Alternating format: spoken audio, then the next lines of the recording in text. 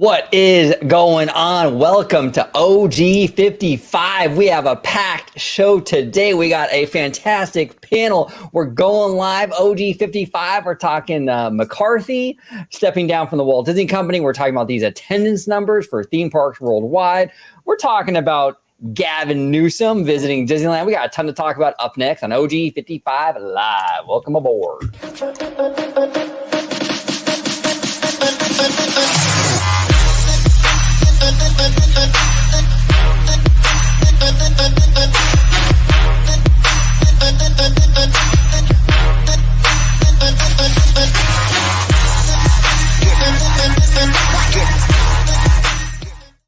Welcome aboard to another episode of OG55 Live. I have a fantastic panel. We're going to break down a lot today. We got some breaking news actually right before the show in regards to the CFO of the Walt Disney Company. Fan favorite, Christine McCarthy, is leaving the Walt Disney Company.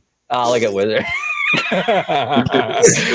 Hold on, Wizard. Hold on, buddy. I got a drop for that. Hold on one sec. Here you go, Wizard. Now, go ahead and do that one more time.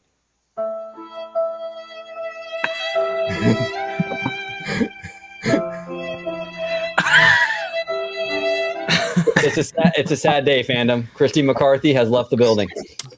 All right. Indeed. Mr. VashSky, I'm going to start with you today, sir. Dr. Dre, host of the show Freshly Squeezed here on the channel. Dre, if you could let everybody at home know where they can find you on social media, my friend. The best place to find me is going to be at VashSky on Twitter. It's right down there. Just pop that in, and it should pop up for. And I will be, out of respect for dear Christine Wasteland McCarthy, I won't do the drop today, but we'll be talking about her plenty, so don't worry, folks. But if you guys want to see me, well, it's going to be on the channel you're watching right now at Orange Grove 55. We have some amazing shows, including this one you're watching right now. So you definitely got to subscribe because that's where you'll find my own Freshly Squeezed, your source for juicy news and info, squeezed fresh, right from the Grove. Let's see if I can do this. There you go. Perfect. And right next to Dr. Dre, we got Mr. Theme Park Wizard. There he goes, rocking the hoodie. Now, the thing I like about Wizard, okay, I got some drops here. The thing I like about Wizard, he's a big Universal guy, right? Now, there's two kinds. Like, hey, look, sometimes you get the Universal shills, who anytime you criticize Universal, you get a bunch of. What the fuck did he do? Right, you get a bunch of that, right, a bunch of that. But then sometimes you get like the Universal haters, which is a little bit more like this. Man, I wouldn't trust that bitch. Nope. And the thing I love about Wizard is he falls right in between. He's very, very fair. He is very passionate about Universal, and he reports on it very honestly. Wizard, welcome to the show, my man. Oh, thanks for having me on. And you can follow me on Theme Park Wizard on YouTube, Theme_Wizard on Twitter, Theme_Park_Wizard on Instagram, and then you can go ahead and buy this crap on ThemeParkWizard.shop, where I will upcharge you and rip you off. There he is. There you go. Gotta do it for the brand. Yeah, it's his brand. That's it. They haven't sponsored him yet. They need to sponsor him. Come on. I know. Call him. Come on, Ryan Roberts. Come on. Give him a call. You got the number. You got the numbers. Hey, I have a question for you guys because I'm not seeing any of the comments coming in, but I actually have the show on YouTube over here to my left. There's a lot of comments, a lot of people watching us right now. Are you guys seeing the comments on your stream? Not seeing the comments either, so I have them in. Comments. I got them in on my phone right here. I'm looking at them. on my phone. Okay, I don't know why they're not coming. Yeah, I'm not sure why they're not coming through StreamYard. That's an issue. Suck. All right, but down below we got Jalen back on the show. I like your jacket, Jalen. Really stylish, man. Welcome back on. If you could let everybody at home know where they can find you on social media. I am on Twitter at ThemeParkEXP626, as you see me here, better known as Theme Park Experiment 626. I'm pretty active in the community, and I look forward to talking to you guys about anything theme parks, movies, anything. Perfect. Welcome back, Jalen. And right over here, diagonal from where I'm at, I got Citrus George, formerly known as the Family Man. But you can call him the Family Man still if you want. Either way is fine. But George, welcome back to the show, brother. Thank you. Glad to be back on. But before we get into all these robust discussions, as Mr. VashSky always puts it, you can find me on my YouTube channel, Disney Family Man 23. You can interact with me on Twitter at Disney George. Please check out the podcast I am part of called A Walk with Walt. And of course, you'll find me here on my home base at Orange Grove 55 with Citrus Corner with all that sweet, juicy, but sometimes sticky Disney news and info. Pay attention, it's Joe time. There we go. So we're going to keep an eye on the chat. For some reason, it's not coming up on our StreamYard, but we'll keep an eye on my phone too.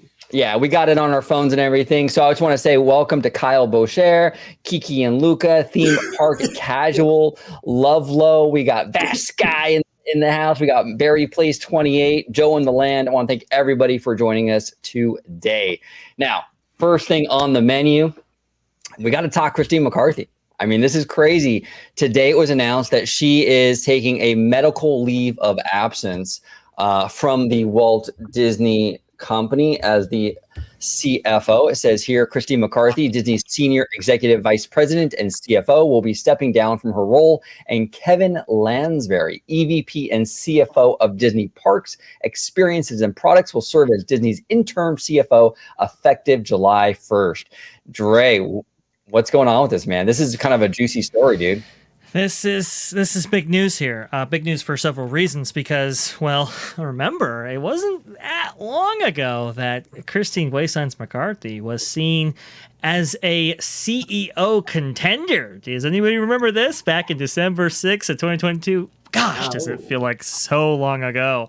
Yes. But if we remember about her tenure, as of very recently, she was part of the team that orchestrated what is called the Disney coup that replaced Bob Chapek as CEO back to Bob Iger as CEO in late November of 2022.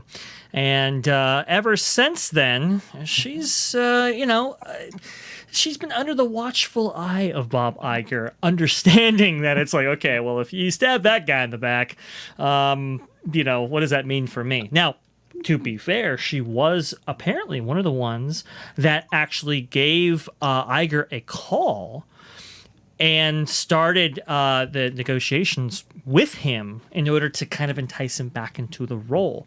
Now, we all remember that, I believe, was it Susan Rice? Is that, am I Susan Arnold. Susan Arnold. Sorry, Susan Arnold. You're of the former Obama administration. Yeah, exactly. I was like, wait, what? I got the Peter Rice confused with the Susan Arnold, and then now it became a different person entirely. I do apologize. This is not a political channel, even though we do handle politics from time to time. Now, when Susan Arnold gave the call to Bob Iger, that's when he actually accepted. But apparently it was Christine Wastelands McCarthy, and I want to go ahead and address the chat too real fast because people are like, well, is it okay to call her Wastelands? The Wastelands comment is not a comment on her waistline.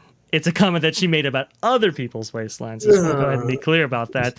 And I kind of want to keep that in the public discussion as a reminder to folks about who she is and who she was, even though she is going through some difficulty at this point, which we will get into in just a moment.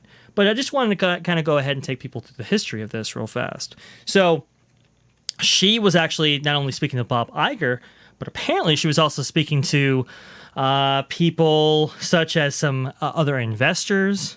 From what I recall, if I'm remembering this correctly, I believe who's the gentleman on what is it? CNBC, who Jim Cramer, right? Yes, sir. She was yes, on the sir. phone with him and talking about. Remember, he made the very famous comments about, oh, Chapek should be fired and all that. Apparently, that was in response to the call that she had with him directly, and so it was like, okay, well, obviously, clearly, she was part of that coup attempt to get him out of there. Additionally, the article actually mentions talking about, I believe Chapek criticized her because she was taking too much time to deal with her husband that was ill at the time, which actually what is cited, and I believe, yeah, there you go, by October, relations between McCarthy and Chapek were so frayed that he didn't include her in a board meeting. He also told executives that she had lost focus, distracted by her husband's ailing health, and had become unstable, comments repeated by some Disney directors. Miss McCarthy learned about it from colleagues. Very, very interesting. That gives a clue into maybe what was actually behind her stepping down at this point, even though the timing is very, very suspect. As you'll know, the company just let go, 7,000 employees, some of them in very, very high-level positions. This transition has been taking place under Bob Iger now for the last several months. And in conclusion of all of that kind of reshaping at the top, here, kind of the last victim of all this seems to be Christine Wastelands McCarthy. And while they are citing medical reasons, a lot of speculation is out there that it might not entirely be because of the reasons cited in various articles and by Bob Iger himself. Yeah, I mean, we're gonna be very careful in regards to because like you said, Dre, like she very well could be going through a serious medical issue. She's had cancer, I think, twice now. So we're not trying to say definitively this is not a medical issue. It very well could be a medical issue. All we're saying is look, the timing is really strange, right? The timing is really odd. And, look, I mean, she really did screw over Bob Chapek. And it's kind of like, if you're in a relationship, right? Or if you hook up with somebody, if a person is willing to cheat with you, they're willing to cheat on you, right? Mm-hmm. So if McCarthy is willing to screw over Chapek, technically her boss, well, she's probably down to do it to Iger too. And Iger's a smart dude. He understands that. Mm-hmm. So he's probably looking at this going, well, he's probably been tired of her for a long time. And I think the writing has been on the wall. We speculated many times on this channel that she was going to get the axe, and looks like she did. And again, very, very, very possible there is a real medical issue here. Not downplaying that. And I hope if she is having a medical issue that, we wish her the very, very best. It's just timing and the accountability thing that Iger's kind of pushing. It just all seems a little suspect. Go ahead, George. I personally feel like there is a real medical issue that's going on. And I think, in my personal opinion of how I know Iger is, he probably sat down one-on-one with her and kind of gave her sort of kind of like the ultimatum of, being that whatever this medical issue is going on, this would probably be the best time for you to step down. I'm giving you a way out, so to speak. Otherwise, it would be me letting you go for different circumstances. That's my take on it. What's your take, Wizard? I was going to say, two questions. Well, I was telling Dr. Dre up there earlier, so yeah, it could maybe be both. Maybe she has something going on, and this, like George said, this is kind of the right time, is use that as an excuse instead of like I said, I was telling Dr. Dre, I said, she's in the running for a CEO position. I bet she'd do anything she'd do to stay or take a temporary, I'll be gone for 3 months or something, But since she's not in the running for a CEO, I feel like it's a time for she used it as a get it out, even if she has something going on. But did she leave the 2 other times she had a cancer? How long was she gone, or was she that's interesting. Leave? Because that's what I'm curious about. Yeah, well, that's a good question, Wizard. Actually, I got to look into that, because this particular press release, the statement from Bob Iger sounds very permanent. It sounds like she's stepping down, and they were looking for, or it made it seem like they're looking for new CFOs. Also, they're talking about how she's taking care of her husband, and it said family medical leave. So maybe she decided they sat down and said, let's go take care of her husband forever, and because I'm not getting the CEO position and I don't like you, so let's just you can focus on him or something. That's could be both. And I feel since she's not in the running for CEO, she's not going to try to do anything to stay there and take care of her any medical issue. 100%. And then Jalen, what are your thoughts on this, man? I don't know how much you follow. I know you're a big theme park guy, but I don't know how much you follow the corporate side of Disney. But what are your thoughts on Christine McCarthy and the announcement today that she's leaving? So yeah, like you mentioned, I'm kind of not too fond of the corporation side of Disney, but I do have some idea, and it kind of reminds me a lot of like I said, what happened in the beginning of the pandemic when Bob Iger stepped down. Kind of reminds me of that. Like it kind of like jump off the boat before everything goes to poop. That's interesting. I'm assuming. That's an I'm interesting idea. assuming. I'm assuming whatever Bob Iger had some idea of what was going to happen during the pandemic, so he didn't want whatever to happen during the pandemic to be represented by him. So I'm mad. easy way to pawn that off is to pawn it off to the next representative, which ended up being Bob Chapek, and a lot of people hated him, a lot of people loved him. So it kind of reminds me of that. Just the What do you timing, think? Yeah, the timing is suspect. What do you think, Dre? What about Jalen's comment? Well, I think it's very interesting how it was Bob Iger himself which actually put out the statement about Christine Waysands McCarthy. And if you want to go ahead and share my screen here, we'll go ahead and do that. Christine McCarthy is one of the most admired financial executives in America, and her impact on the Walt Disney Company during 23 years of dedicated service cannot be overstated. Disney CEO Bob Iger said in a statement. Christine has served as a key strategic anchor during a period of great transformation, and she and I discussed her desire to ensure an orderly and successful CFO succession in advance of the company's transition to its next chief executive officer. She is stepping down from her CFO role as she takes family medical leave, but has graciously offered to move into an advisory position to assist her successor in assuming the duties she has so expertly handled these many years. I am immensely grateful for the opportunity Bob provided me, this is McCarthy herself, as CFO of this iconic company, and I am proud of the work my talented team has done to position Disney to capitalize on the business possibilities that lie ahead. Although I am leaving the CFO role, I look forward to helping with the transition and will always be rooting for the success of my extended Disney family, who have shown time and time again that determination, teamwork, and the pursuit of excellence are an unstoppable combination. I have to agree kind of with Jalen here. Look, I think there's multiple things playing out here, I think. Now, it was kind of theorized that she was going to be a contender here for the CEO position back in December of 2022, right after Bob Iger takes the reins back from Bob Chapek. And we had speculated at the time that it was like, I think this is stuff that's being put out from her camp specifically in order to position her as a contender, maybe in the press, but not in any official capacity. And Bob Iger, I think, has made it clear, look, my contenders for this role are Dana Walden, Alan Bergman, and Josh Giamaro. It's any of theirs to lose, not necessarily anybody else's to win. So I think for myself, when analyzing the situation from afar, I think it's kind of very clear that despite what happens to Bob Iger or even the company, that she might not have a place in any capacity beyond CFO, right? She's probably not going to be CEO. And if there are economic downturns that are coming, then does she necessarily have a place there?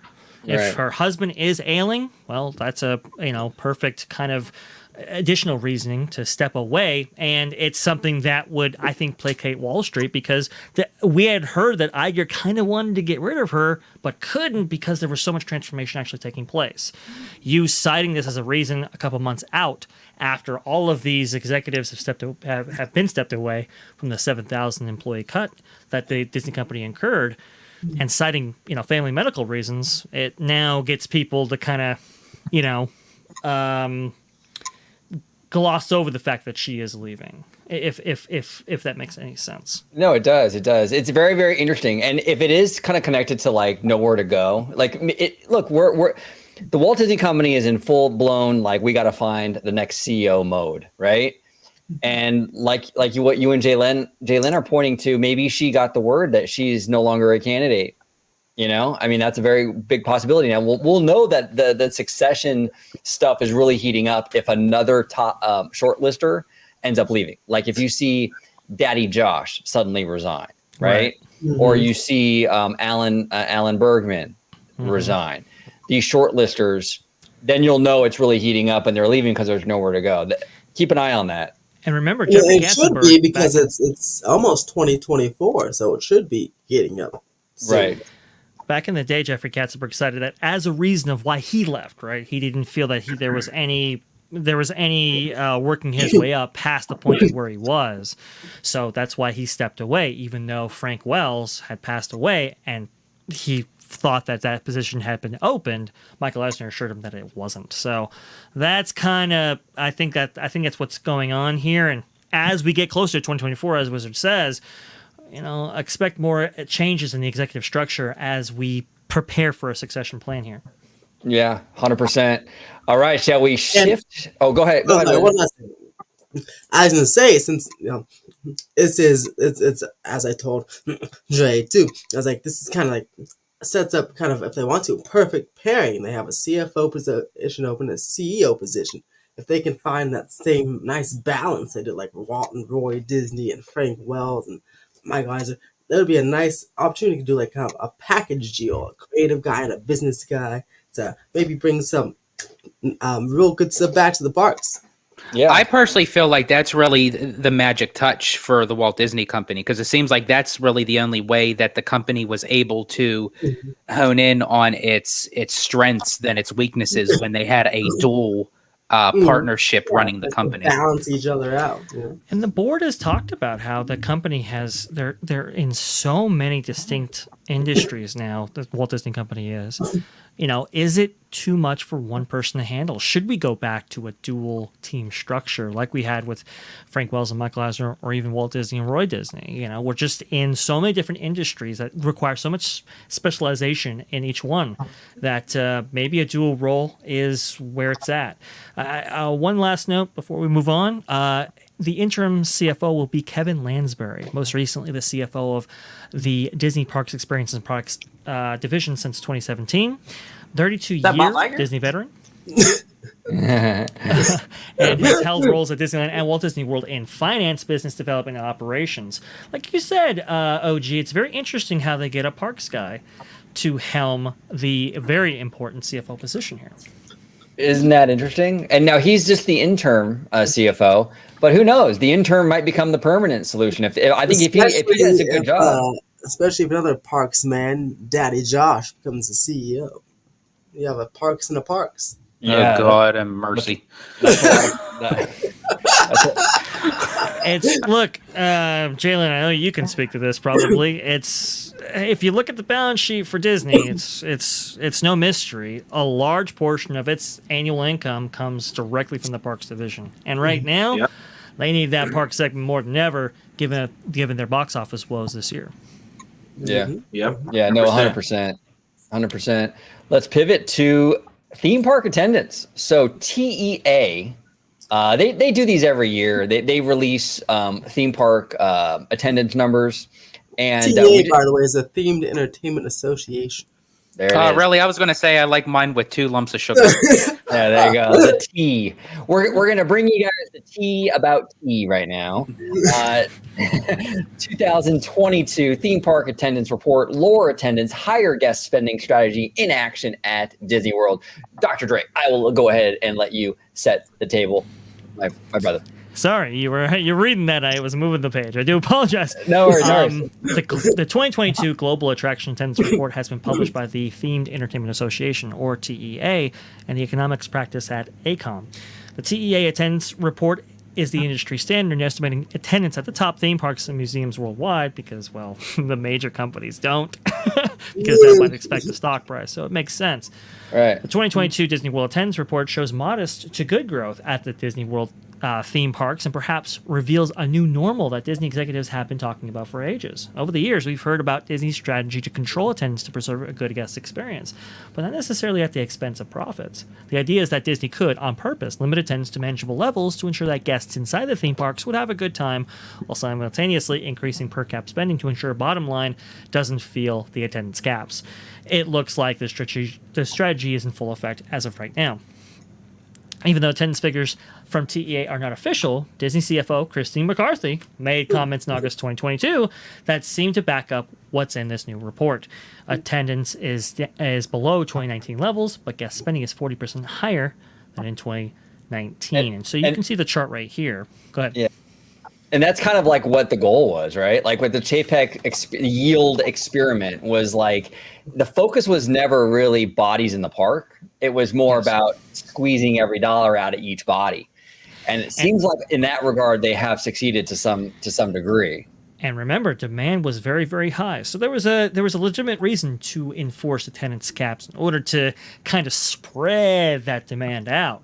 But that's kind of in contrast to what we've been experiencing as of very, very recently. And we'll go ahead and juxtapose what we can take from this and how we can cross-reference this with kind of our assumptions this year. But let's go ahead and go over the chart real fast. Magic Kingdom theme park at Walt Disney World Resort, the number one, it looks like in the world, if I'm not mistaken. And that's at 35% with 17 million, I believe, guests for the year. Let me go ahead and get the top of this right here. Yeah, that's up substantially from 2021, which only had 12 million guests. So that's pretty big right there. Yeah. And just a caveat though, for those not familiar, 2021 was still kind of a weird year because we had the pandy going on still. It was kind of still in effect with the social distancing and the masks and all that. I think Florida still had masks. I don't know, but it was still weird in 2021. So I can kind of understand why it was so low. And speaking of better number is 2019, which is over there. It's like 20.8 million, I think. Right. Speaking of the pandy affecting Disneyland, we'll get to that. Don't even worry. We'll get to the Gavin Newsom segment. So Disneyland, though, had a big rebound from 2021 with 16.8 million guests. That is almost passing Magic Kingdom. Almost passing Magic Kingdom, and we'll get into that in just a moment right here. Number 3 in on the fact, list. Disneyland, as you see, is much closer to its 2019 level of 18 million than Magic Kingdom was. So theme park Wizard. So Disneyland seems to be doing pretty good, right, Wizard? You could almost say that there's they're packing in the crowds. They got bodies on bodies like they're doing a slow dance. Wouldn't you say, buddy? Bodies on bodies like this a slow dance. That's right. There we go. Go ahead, Dr. Dre. I do apologize. Had theorized, actually, in 2019, I had theorized that there is a chance that Disneyland could overtake Magic Kingdom, if only for the popularity of Star Wars Galaxy's Edge. Now, unfortunately, because before that could be maybe realized, well, the whole world had to change on us starting in 2020, which is why those attendance numbers are what those are if you look at the columns there.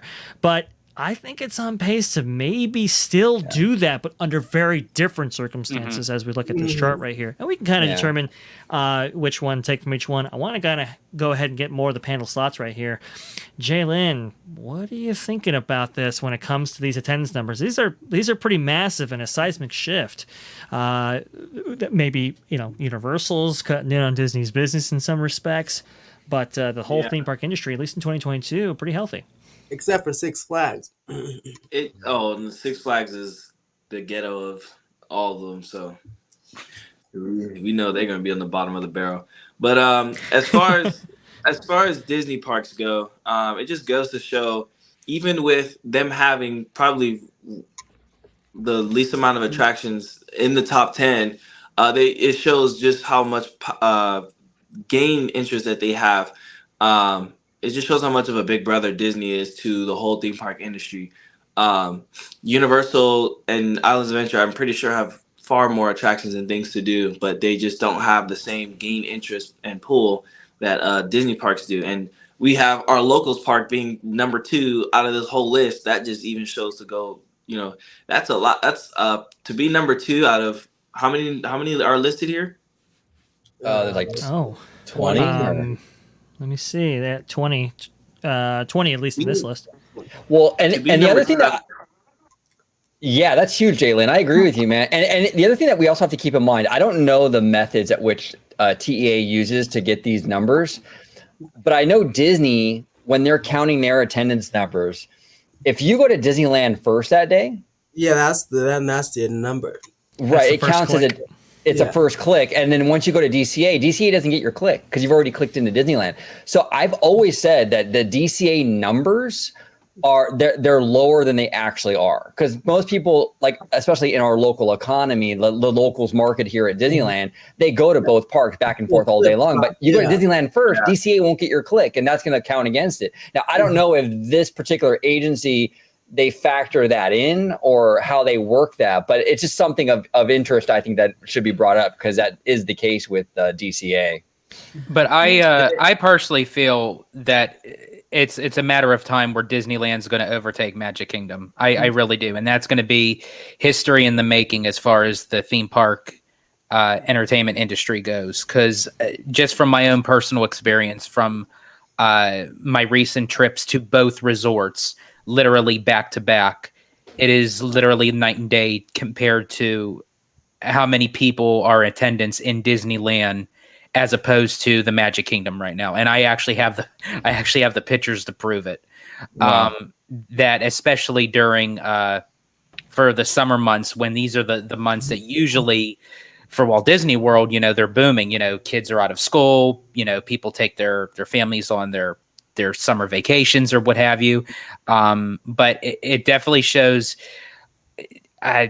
disparity in a way for Walt Disney World, and we'll get to that in another segment in the show about how Walt Disney World just keeps on throwing out these special discount deals to try to get people into the resort, but it definitely shows. And I think, me personally, with again, another segment we're going to talk about with Disneyland Forward and Avatar coming to Disneyland, I think it's no two ways about it that Disneyland is going to take the top dog. Jim Ball I have a says- question. Oh, go ahead. I have a question.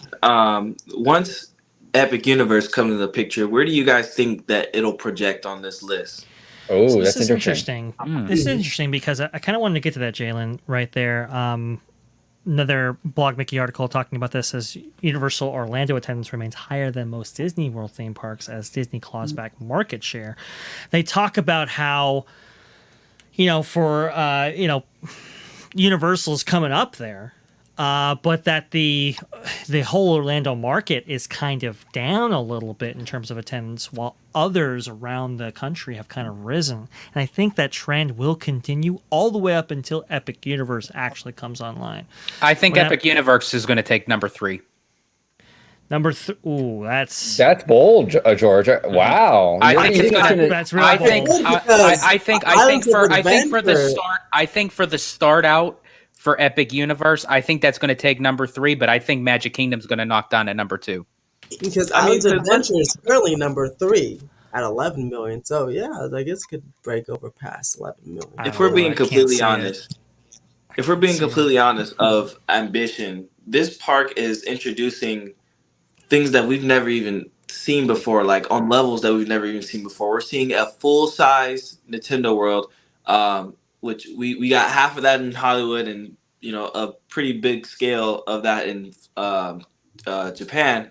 But we're in Epic Universe, they're getting a full version of that, and then they're getting a Universal Monsters Classic Monsters Land. That's never been heard of before, and that's going to bring in a lot of people. And just with the other IPs that they're also introducing, these are just things that we've never seen before on that level.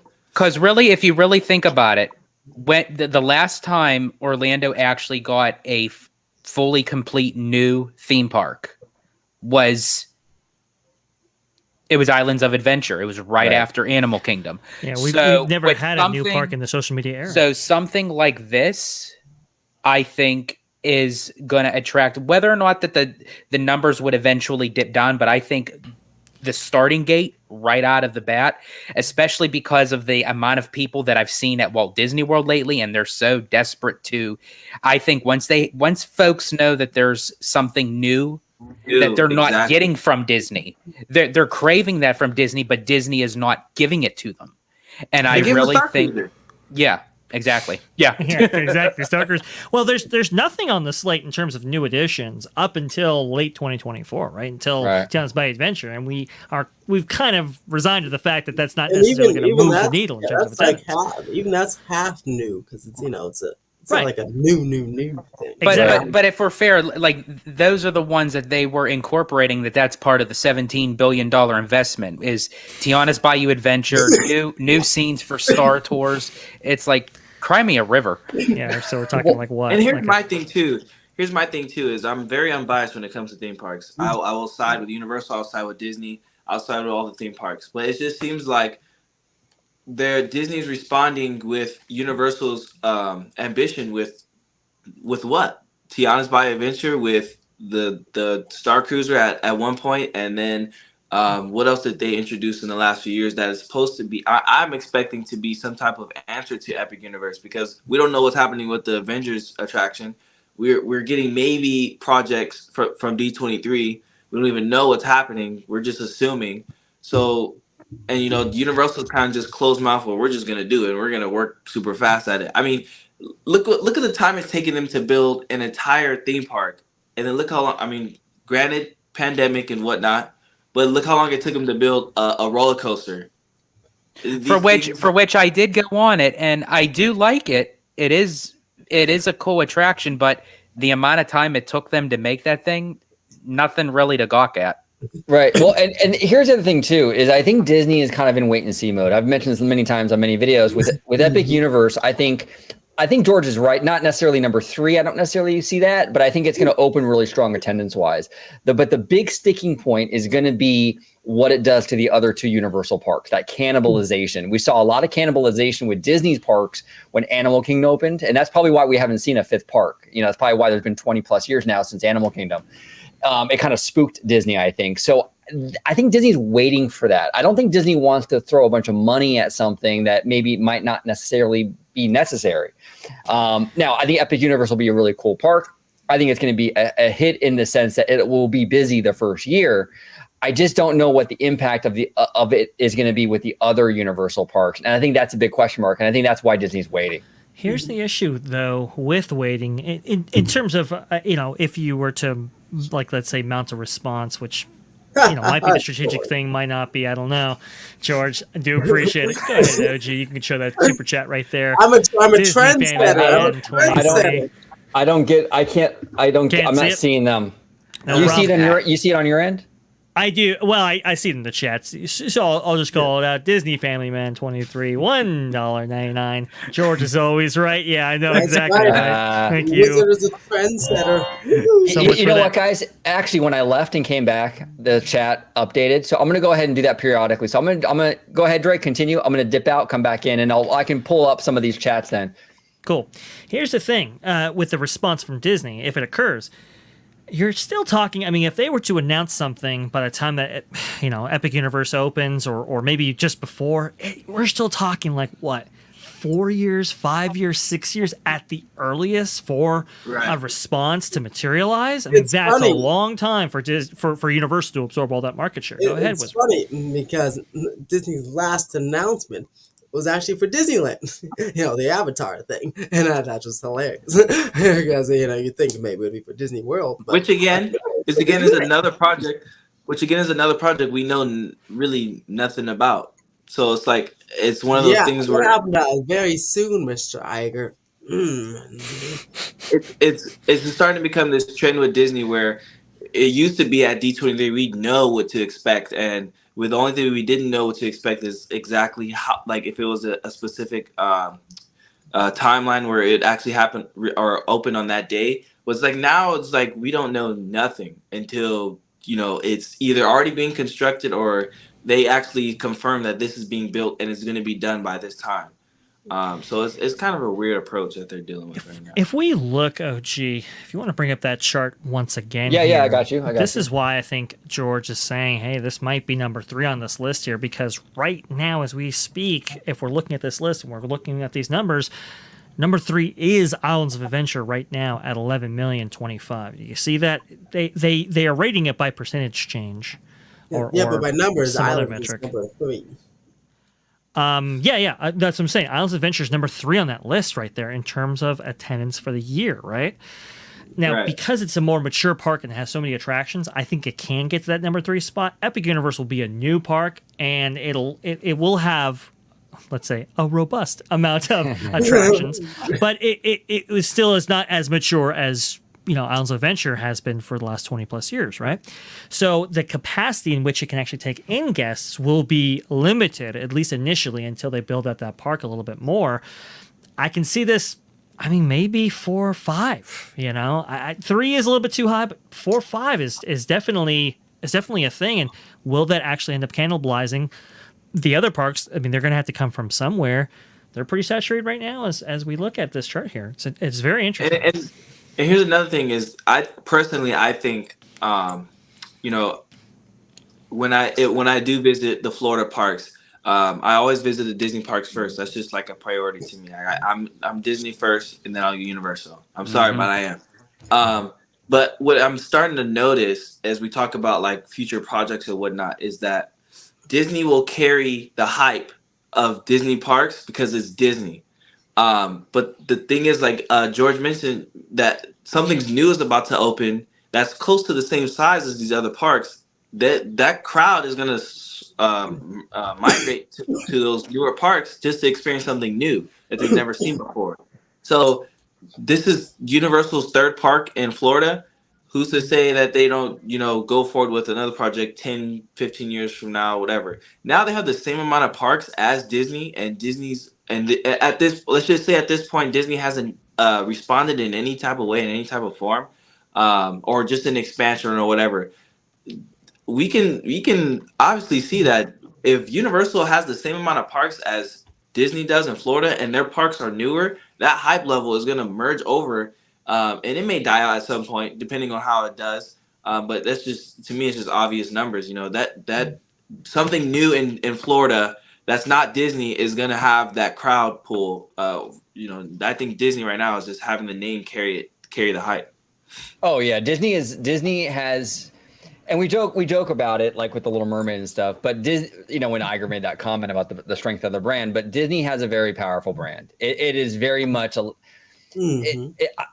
people do, and not that's vote why with they their do, wallets. and that's why they do it, because they know people will still show up. Yeah, and they don't have to fork out more money to stay top dog. This is why competition, healthy competition, is healthy for the entire industry, right? Because it kind of gets Disney to get off their ass, essentially.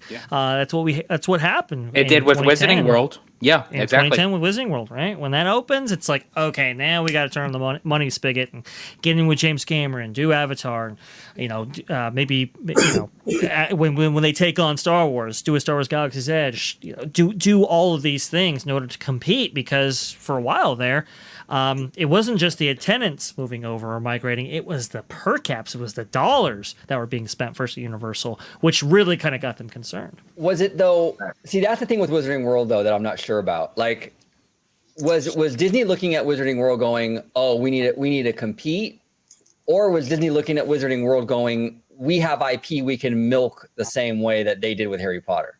Like, I'm not sure it was like, okay, we're freaked out, we got to respond with our thing, as opposed to like, hey, we have Star Wars, let's do that and make money too. You know what I'm saying? That line though gets blurred there really easily, OG, because you could say very easily, well, we're losing per caps, but we can. It's not just about that. We can exploit one of our brands and leverage it in a similar way that Harry Potter did. But I'm telling you, when the executives saw all these guests going through the Polynesian, for example, with Wizarding World bags and Universal bags, it was like, now this is really something. Yeah, problem. Go ahead, honestly, I'm with Jalen. I'm Disney first and foremost. I love Universal, but Disney will always be my top dog and everything. But when it just comes to lands, you compare it to me for Wizarding World as to Galaxy's Edge. I could spend a whole day in Wizarding World all day long. Galaxy's Edge, I go in there for Rise, I'm right back up. Yeah, no, Wizarding World is phenomenal. I mean, it's one of those places like, we went in the rain a few months ago, and it's a really cozy vibe. It feels very Disney in a lot of ways, very whimsical. I absolutely love Wizarding. Like, I can't spend all day at Simpsons Land or like some of these other areas. It's warm and welcoming, but that Wizarding World area is freaking amazing. And Galaxy's Edge is actually a really good land. It's just what Galaxy's Edge needs is some soul, some life. They need to get some roaming alien bands. They need to get some characters in. It's basically, honestly, Galaxy's Edge to me is an empty cannon with no balls. Right, exactly. And then Slimer here says you're right again, George. Thank you, Slimer. Go ahead, Jalen. I was just gonna say that is the whole bringing life and soul to Galaxy's Edge is a huge point, because if we're being honest, I personally think Star Wars is a bigger IP than Harry Potter. They may go neck and neck, but I think Star Wars has the advantage. But Disney's not taking advantage of that at all. And we know they have. I mean, come on, we know they have more money than Universal. They could have introduced something from the start, and we're expecting them to introduce something.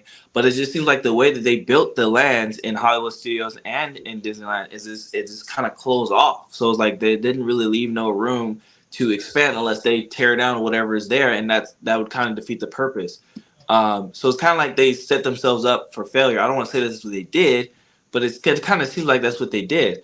Because if we're doing hand-to-hand comparison, Disney has Rise of Resistance. Harry Potter has, Star Wars has Rise of Resistance. Harry Potter has Forbidden Journey. We have Millennium Falcon. They have Flight of Hippogriff, and then it stops there. They have Hagrid's. They have the what's the little mine cart ride in Diagon Alley? I forgot what that one's called. Escape from Gringotts. Right. So now, as far as hand-to-hand comparison, they already took that leverage. And like I said, it's kind of frustrating because Disney has kind of closed themselves in and set themselves up to where they can't do anything like that anymore, unless they build another Star Wars land, or if they, like I said, tear down whatever's there. And to me, it just don't make sense anymore. They got to get rid of that stupid timeline over there, Galaxy. They got to get rid of that. I don't know what. I'm sure it's Lucasfilm holding that up. Go ahead, Wizard. I'm sorry. I'd say, to be fair, Gringotts is and Diagon Alley are totally a separate land. So if you don't apples to apples, you should probably get rid of that one. But yeah, the Galaxy's Edge, I believe they had some expansion areas. Certainly for the restaurant that was cut. And then for the third attraction. Well, and then they used up, especially at Hollywood Studios, they used up all that extra space that was behind Galaxy's Edge. They could have expanded for the Star Shitter. It's Star Shitter. Well, don't worry, that land is available again. Yeah, it is. Yes, it is. Now, Jim, thank you so much for the comment, brother. I got to push back though on Jim's comment here. He says Galaxy's Edge Galaxy's Edge poorly. I think it looks gorgeous over. Was poorly sited in the northwest corner of Rivers of America. I actually like that because the transition between the foresty areas going into Batu. Oh, it's gorgeous. It's gorgeous. I mean, and it got us that nice rock work and waterfall and train trestle. That was actually more better themed than the actual moving into the land itself. Like if they would have incorporated that storyline of the transition moving from Frontierland into Galaxy's Edge, and it's like it was fit so well, but it's like, as I said before, it's like it's a body with no soul. It needs some heart going. It's like we need droids, we need creatures, we need critters, we need those freaking banthas. I wanted the banthas. At least our transition is better than Toy Story Land into Galaxy's Edge. That is very true. The transition at Toy Story Land, it's just it's like it looks like an underpass to a freeway, right? It's basically you just literally you exit out of Toy Story Land and you just walk right into Galaxy's Edge. I would have loved to see like a giant like Darth Vader figurine in a package or something. Yeah, that'd be cool. Yeah, like an action figure. Yeah. No, I think. Absolutely. I mean, Star Wars Galaxy's Edge needs a lot, and I just Universal. They're very scrappy. They're very scrappy, and Disney used to be like that, right? You used to hear about Michael Eisner like, we're gonna build a whole new park before Universal's can even get theirs built. We're gonna debut it in 1989, and Universal's gonna debut a park in 1990, and we're gonna compete against them a little bit on using the brand and power of Disney. And we saw a little bit of that post Wizarding World, but these attendance reports, it's very, very interesting. It's not just about bodies; it's about those parks. Here's where I side with Disney is that we're comparing Disneyland in California to parks in Florida as far as ambition and projects and whatnot. Universal Hollywood has nothing on our parks in California. Sure. They're barely keeping up. They're barely keeping up with California Adventure, even though they are being pretty sneaky with this roller coaster that they're trying to construct. But I still don't think that'll be enough to overtake either of the California parks that we have. So I don't know. I think Jalen, I'm going to push back on that. I think that Universal Studios Hollywood, with the addition of Super Nintendo World, will take the throne for the theme park wars against Disney's California Adventure. I think it will take the attendance crown there. I really do believe that. Well, yeah. Well, you have DCA hasn't had anything new this year, Right. So possible. Now, I will say this too. We have a friend of the channel. I can't say this person's name, but we call this person Dude Trust Me Bro. Yep. And Dude Trust Me Bro is a very solid source, connected, and this person is saying that these numbers are total bullshit. Like, these are estimates that are not accurate at all.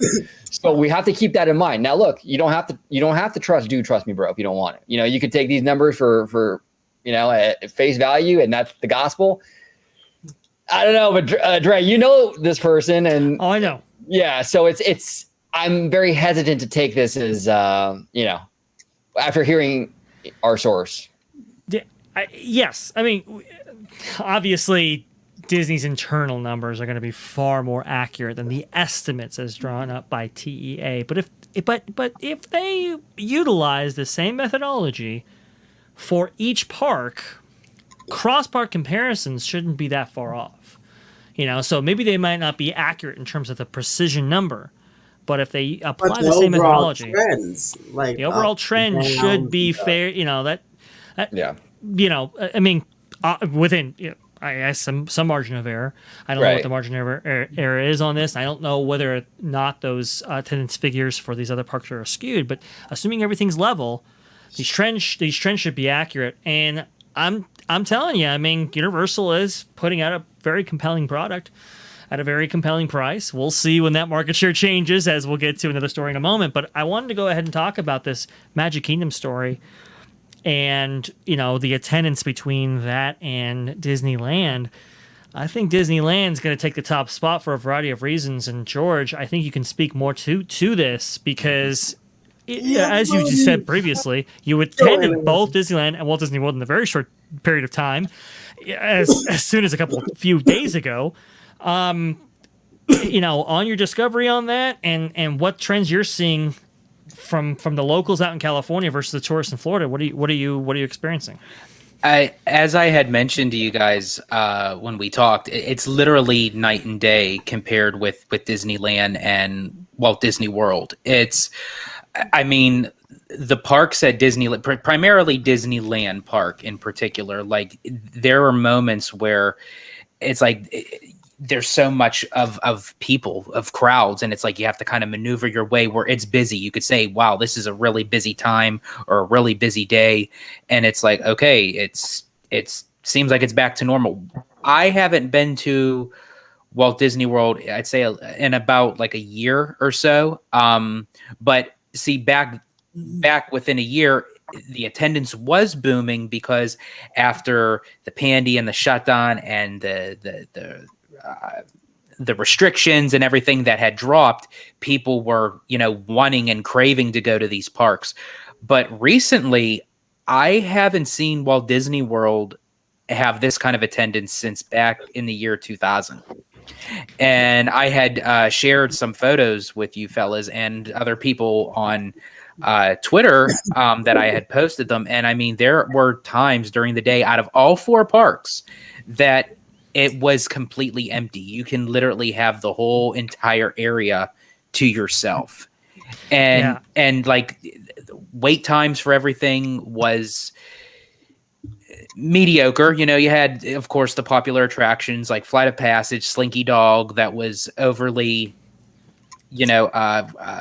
abundance of a wait time. But Star Tours, you were only looking at like 10 minutes, and it wasn't even that. Big Thunder, it said 30 minutes. Literally from the time when I walked into the entrance to getting off the ride, it took 14 minutes. This story goes in kind of blends with our previous story, right? With Christine McCarthy leaving, and maybe speculating on why that might be. Maybe it is because of the state of the economy. Maybe because of the kind of economic headwinds in which we're facing right now, people are kind of turning inward. They're going to their local parks. Like, for California guests, they're going to Disneyland, or maybe if you're in, Sandusky, Ohio, you're going to Cedar Fair or something like that, or Cedar Point, I should say, rather than, taking that once in a lifetime vacation or once in a 10-year vacation to Walt Disney World because money's tight. And I want to bring up this story right here because, well, Disney did announce a slew of different holiday activities and events and so forth that they're going to be debuting at Walt Disney World, but and we'll leave the details for that for maybe a citrus corner. What do you say there, George? That sounds good to me. But the big thing I wanted to get to in this story was that as part of all these announcements, they announced a slew of new discounts, and they are steep. Like you can see right here, annual pass holders can save up to 40% off at Disney World hotel rooms this fall and holiday season. Hey, if you have a Disney Plus subscription, guess what? You can save up to 35% off of Disney World hotel rooms this fall and holiday season. Ooh, and so many discounts they've had to break it up into various tiers, as you can see by the Scott Guston post. Florida residence discount, general discount. I don't think I've ever seen 40% off at a Disney Resort hotel, especially during the holidays. And after you just drop a slew full of holiday activities, and then you're going to say, oh yeah, 40% off, 35%, 25%. I mean, that's really telling that if you have to, in a way, bribe your guests with these, as you had used the term, Dre, steep incentives between summer and the holiday season, you're hurting. And I was going to say something too. Maybe people are actually doing their research and they're analyzing, what makes the most sense, and it makes more sense to go to Disneyland in California. We have Galaxy's Edge, we have the Mickey Minnie Racers. Yeah, Radio Springs Racers. We have all that within a couple feet of each other. Whereas if you go to Disney World, Hollywood Studios is in one park, this is over here down the street, and this is over here down the street, and it's just like, to me that's part of the adventure. I like that, going to different parks. But to some people, or maybe people are looking at it as like, well, if I can do all that in 1 or 2 days, then that to me makes I'm actually glad you brought that up, Jalen, because actually I was in Animal Kingdom, and I was coming off a Flight of Passage, and there was a family in front of me, and they had 2 young girls, I would say between the ages of like 8 and 10, and they loved the ride. They loved Flight of Passage, and I overheard one of the girls say to their mom, "Okay, what ride is next?" And their mom said, "We went on all the rides. We're going to go, back to the hotel for a swim or something." And the girls just kind of looked at her and they said, "That's all the rides that there is?" And it's like, to a child, yeah, see, for a Disney buff like me, I love to sightsee. I love to, go through like walk-through experiences. But to a child, when they go to an amusement park or they go to a theme park, they want to ride. They want, so in that aspect, this is why Walt Disney World needs to expand, not with a 5th gate. That's definitely cannibalizing, but they need to expand the 4 parks that they already have. And it's showing up in the attendance data. I mean, if we go back to those attendance numbers right there, I mean, it's 9 million, 10 million, 10 million versus University of Florida, and it's not the biggest park out there by any stretch. It's doing more in terms of attendance. Islands of Adventure's doing way more. You got to expand these parks out, if only to have more attendance for each of you, to expand your per cap, to expand your profitability in these segments. With more guests shoved into these parks and more demand drawn, well, you can increase your spending. How much is being spent? Maybe not your averages per person, but how much is being spent goes up exponentially. Well, and Elizabeth Gates here makes it great. And Elizabeth, thank you for joining us, by the way. Friend of the channel, Elizabeth Gates. She says here, I've been to all Walt Disney World parks except for Magic Kingdom. We're definitely planning on going to Disneyland first before ever making it to Magic Kingdom. Yeah, I mean, and I think what Jalen, you mentioned that that might be where a lot of people's heads are at, where it's like, I can get more bang for my buck.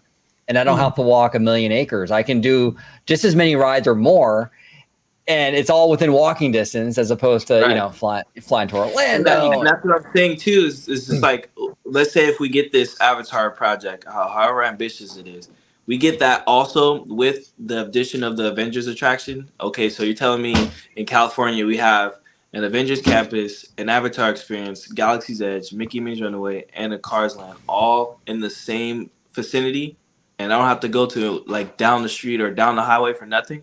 I mean, just makes way more sense. Well, also, too, I mean, think about it for, let's say, a value customer, right? I do agree with you, Jalen. To get most bang out of your buck, Disneyland could be an attractive offer. And you have, hotels in the area that, can facilitate for relatively cheap because, let's be honest, you're probably not staying on property anyway if you're going out to Disneyland. So that lessens the cost burden, and there are some advantages to that. Now, if you're a big spender, if you want to really spend money, you could spend it as well at Disneyland at the Grand Californian. Wake up in a park right there, and you're outdoors, and boom, you're in the theme park. So it does have some benefits that way as well. Having everything within walking distance and having such so many attractions per park can be a great value proposition if you know what you're looking for. Go ahead, George. And that's where I think that a lot of people kind of differentiate of who is like a true diehard Disney fan to that typical tourist family.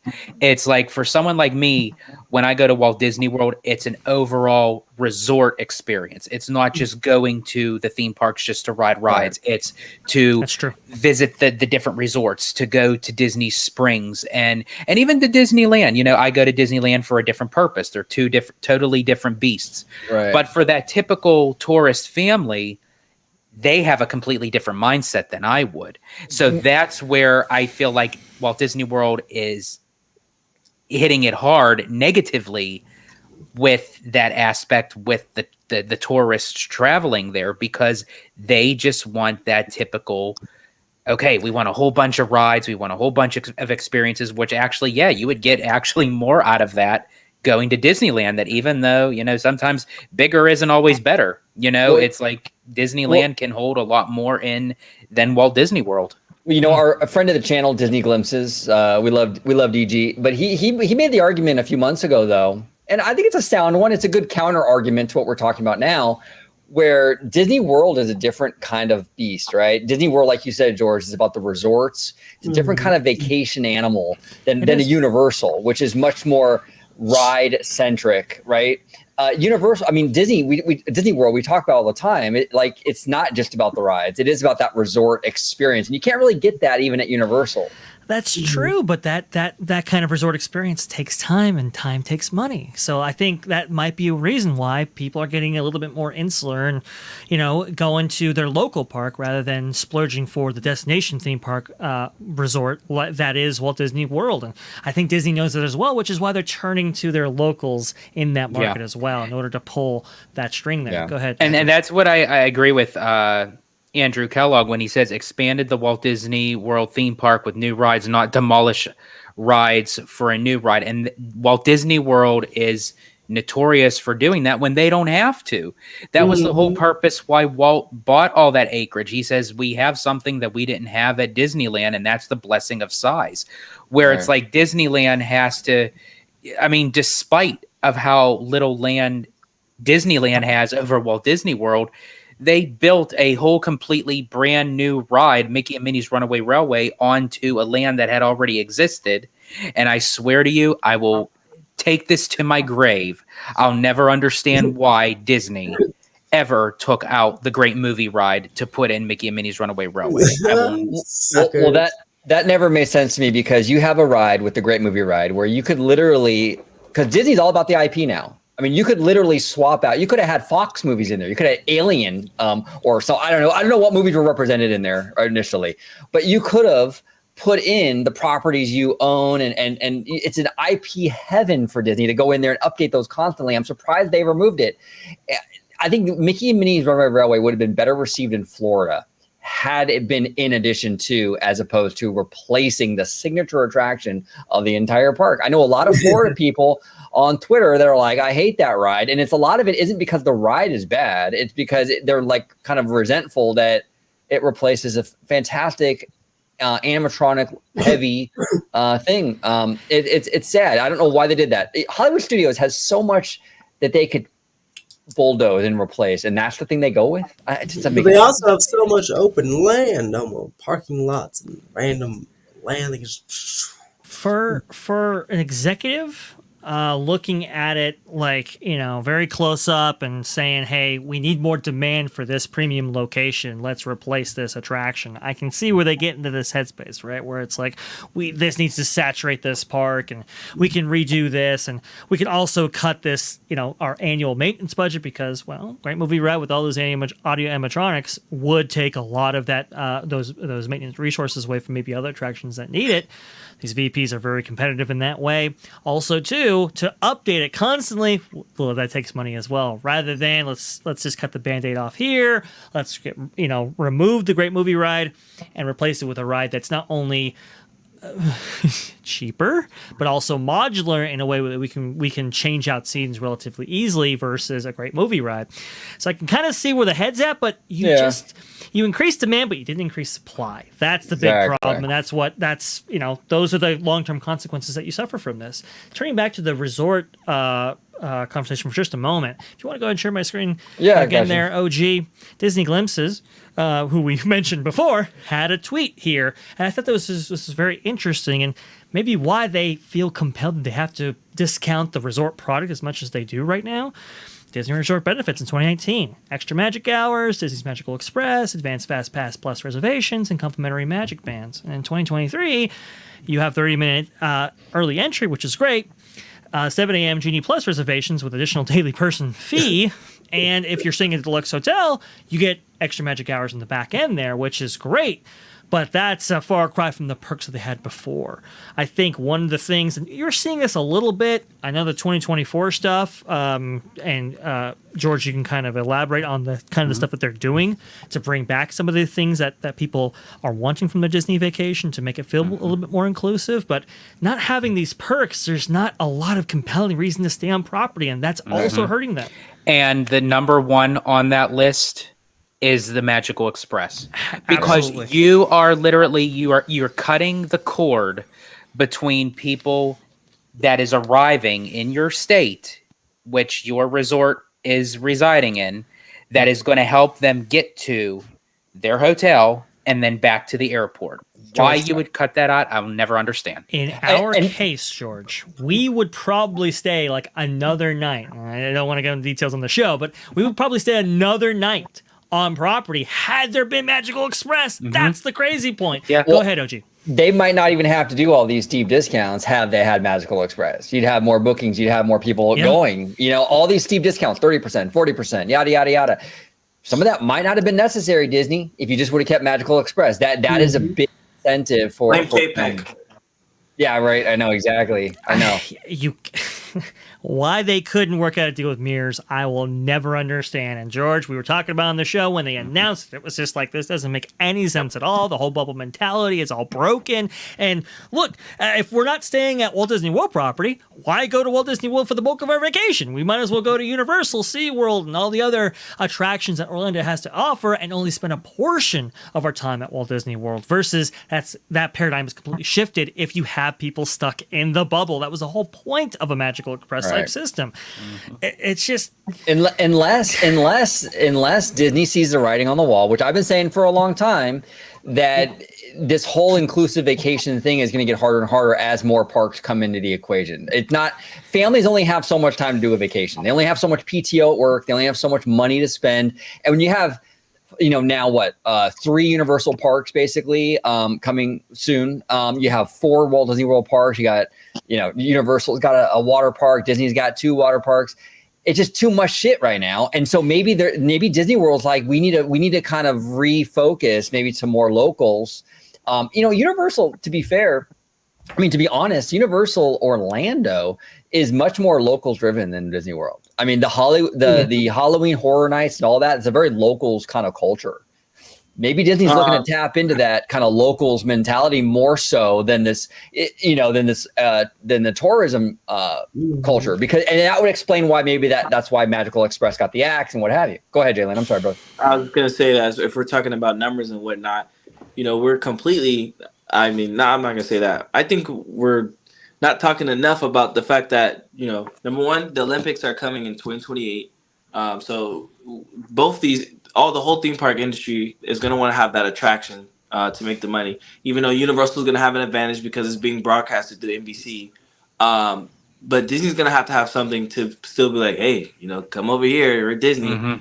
The whole Disneyland Forward. So if Disneyland is competing with Magic Kingdom for the number one spot with just what it has now, and California Adventure is slowly starting to creep through whatever other parks. We're not even talking about if they go forward with this, whatever they're planning on bringing to California, that it'll for sure take number one. There's no doubt about that. It'll probably stay atop for a while because at that point, what else more can you compete Disneyland Forward with as far as Magic Kingdom and whatnot? If they don't plan on expanding and just keeping it how it is and just replacing things rather than expanding, if they have that mentality, how can they possibly compete with whatever Disneyland Forward is as promising to bring? Yeah, it's the trouble with comparing Disneyland and Walt Disney World. It's just, man, they're so different resorts. They appeal to such a different marketplace, and the business mechanics behind it is it's so different. I will agree with you generally, though, Jalen. I mean, these parks out at Walt Disney World with Disney Hollywood Studios and Animal Kingdom specifically, George, you can speak on this. I know you can. They have got to improve. They have got to expand. They are severely underbuilt, and that's showing up in the attendance figures, I think. Go ahead. They have to. As I said, I love Animal Kingdom. I love the aesthetics of that park. It is so different. It is so unique than any other Disney theme park on the planet, aside from Tokyo Disney Sea, that is definitely on my my Disney bucket list. But as far as the domestic parks go, Animal Kingdom for me stands out the most because it's not that typical traditional Disney theme park. It is something completely, out of left field that you could only go to Orlando to experience. And it has a great experience, but they need more to fill in the day. And I spoke to you guys about this too. I'll never understand why they have a beautiful land of Pandora with the bioluminescent forest at night, and they close the freaking park before sundown. It's like, I mean, I don't understand, who makes these decisions when they're sitting at their round table discussion, when they're suit and ties stuffing their faces with donuts. It's so fucking stupid, George. And it's like, okay, I can see if it's a labor thing. Okay, then open the park later then. Maybe open the park at noon then, so you can stay an extra hour or two later at night, right? Make accommodations. It's... John, go ahead. Get Jalen. Jim Blah made a good comment saying 3 years till the World Cup, 5 years to the Olympics, and nothing has broken ground.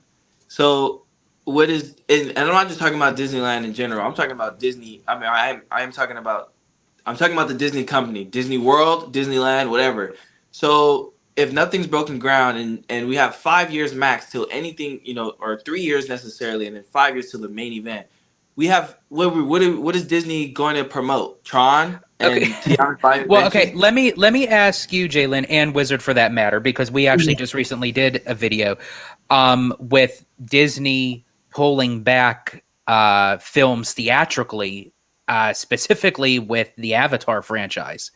Now, what are both of your take on the fact that because these new Avatar films are now being pushed back, 4 and 5, 3 years as to part of the completion, where number 3 and I believe number 4, Dre, correct me if I'm wrong, are actually already pretty much in the can. 3 and 4 are in the can. How do you feel that would affect Avatar coming more to the parks, even for Walt Disney World, to even get an expansion of Pandora at Animal Kingdom and then the Avatar experience at Disneyland? Do you feel that is a hindrance, or do you think that was Disney's strategy?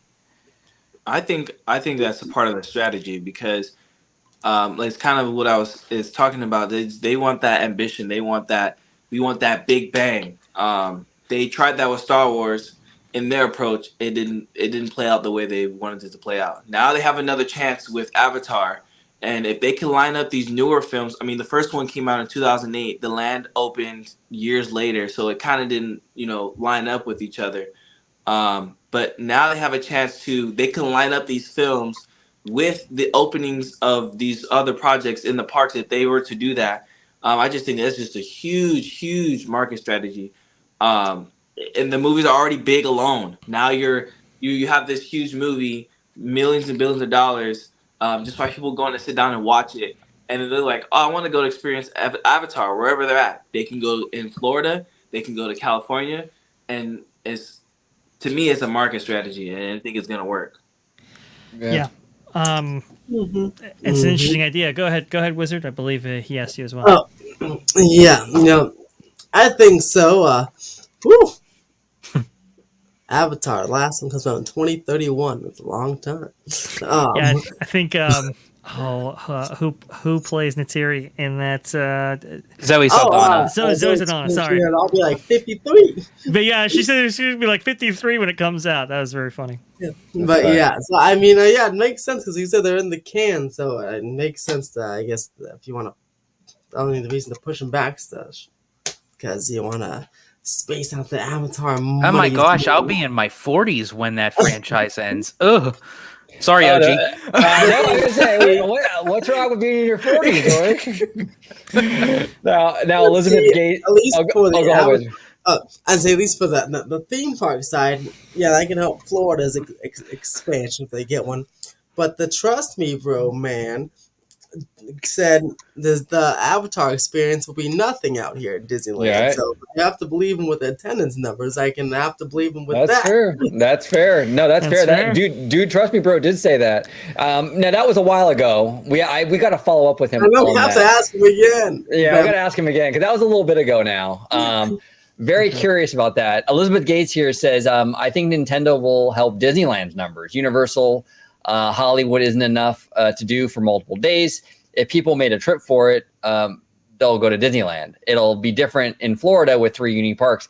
That's an interesting point Elizabeth is making, though. Like, we talk a lot about competition kind of helping bolster, a rising tide raises all ships. It is possible that, hey, if you're going to make a trip to California to see Nintendo World, you're probably going to put Disneyland on the books as well. You're not going to come all the way down here just for that and leave. You probably will visit Disneyland. So it's possible we do not see the decrease like we might think with DCA and Disneyland. No. I don't think we'll see cannibalization from Nintendo. I think there will be distinctly new guests. Now, here's the interesting thing about this, OG. Just like Wizarding World back in 2010, when people go to Nintendo World to see to see the new land and everything like that, they're probably going to be walking out with a trinket or two. Now, are they going to have that same behavior when they go to Disneyland? That's going to be, I think, the defining factor for Disney, right? In terms of like, okay, do we take this seriously? Do we not?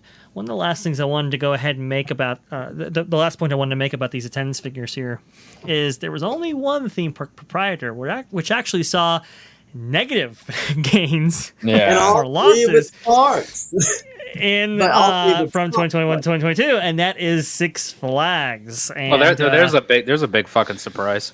Well, yeah, Wizard, we've been talking about this for a little bit on your channel every once in a while. Seems like every single earnings call, it's worse than the last one when it comes to what Salim Basul is doing over there at Six Flags. They're gonna have to struggle, and if they're struggling now, oh goodness, locals park should be raising, but man, to have losses in this sector in 2022 from 2021, which was everybody saw as a down year, very surprising.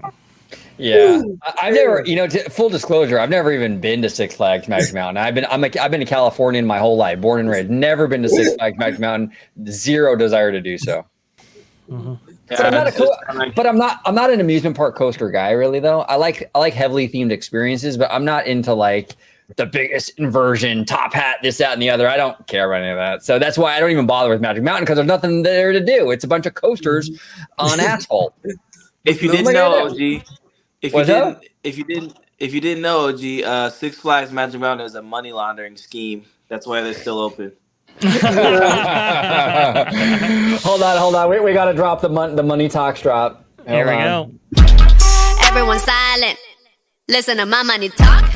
There we go. There we go, Exactly. Jalen. 100%. Barry Place Yeah. 28, Six Flags is running their parks horribly. I have to agree. They went with this premiumization JPEG-like model where they were going to up the the cost of entry, right? They were going to reduce discounts and ticketing offers, and they were going to improve various areas of the park, but not add any attractions. And that is just See, and Just a Disney can get away with that more because there's a lot of emotional investment in Disney and the brand, right? right. It's a rite of passage in a lot of ways, right? The first time your kid meets Mickey or a princess, it's a big deal in American culture, really, and even global pop culture, whatever. But Six Flags doesn't have that same connection to its fans. So when you crap on them like that, they're not going to necessarily go in droves to your park. Disney can get away with it. Like I said, they got a little bit more, people are a little more emotionally invested, but not with Six Flags. So that's a big. I have to have showers. Yeah, right. Yeah, exactly. Did I tell you this real quick Sure. story about Magic Mountain? Why I would Sure. never visit one of their haunts again. The first haunt that I visited, I was probably like 12 or 13. I can't remember. And it started off. It's pretty dead. As expected. They got the fog going on, and I'm sitting against the rails. I was waiting for someone to come off an attraction. I can't really picture, but I know I was waiting for somebody, and I kid you not, I'm not even exaggerating. I'm not trying to be funny or dramatic. One of the scare actors came up to me with a broom and a dustpan, banging on the rails, and was attempting to scare me. I was like, "Yeah, I'm never coming here again." I mean, it wasn't a janitor; it was someone who was in costume. He had a broom and a dustpan. I've usually seen it. He was trying to scare me with a broom and a dustpan. See me personally. See, I give you props, Jalen, because if that was me, I'd turn around and say, "Dude, if you want that broom shoved up your ass in like 2 seconds, you will about face and walk away." Yeah, and that was my sign. Like, okay, I can't come here. Yeah. Very much. There you go. Yes, Bree. There we go. Now we're entering the world of Theme Park Wizard. We're entering Universal Studios cool. Halloween Horror Nights, which I know nothing about. So, Dre, set the table. I'm going to kick it off the wizard here to set the table. I believe. Okay. Well, okay. I'll set the table and I'll kick it to the wizard here. Sure.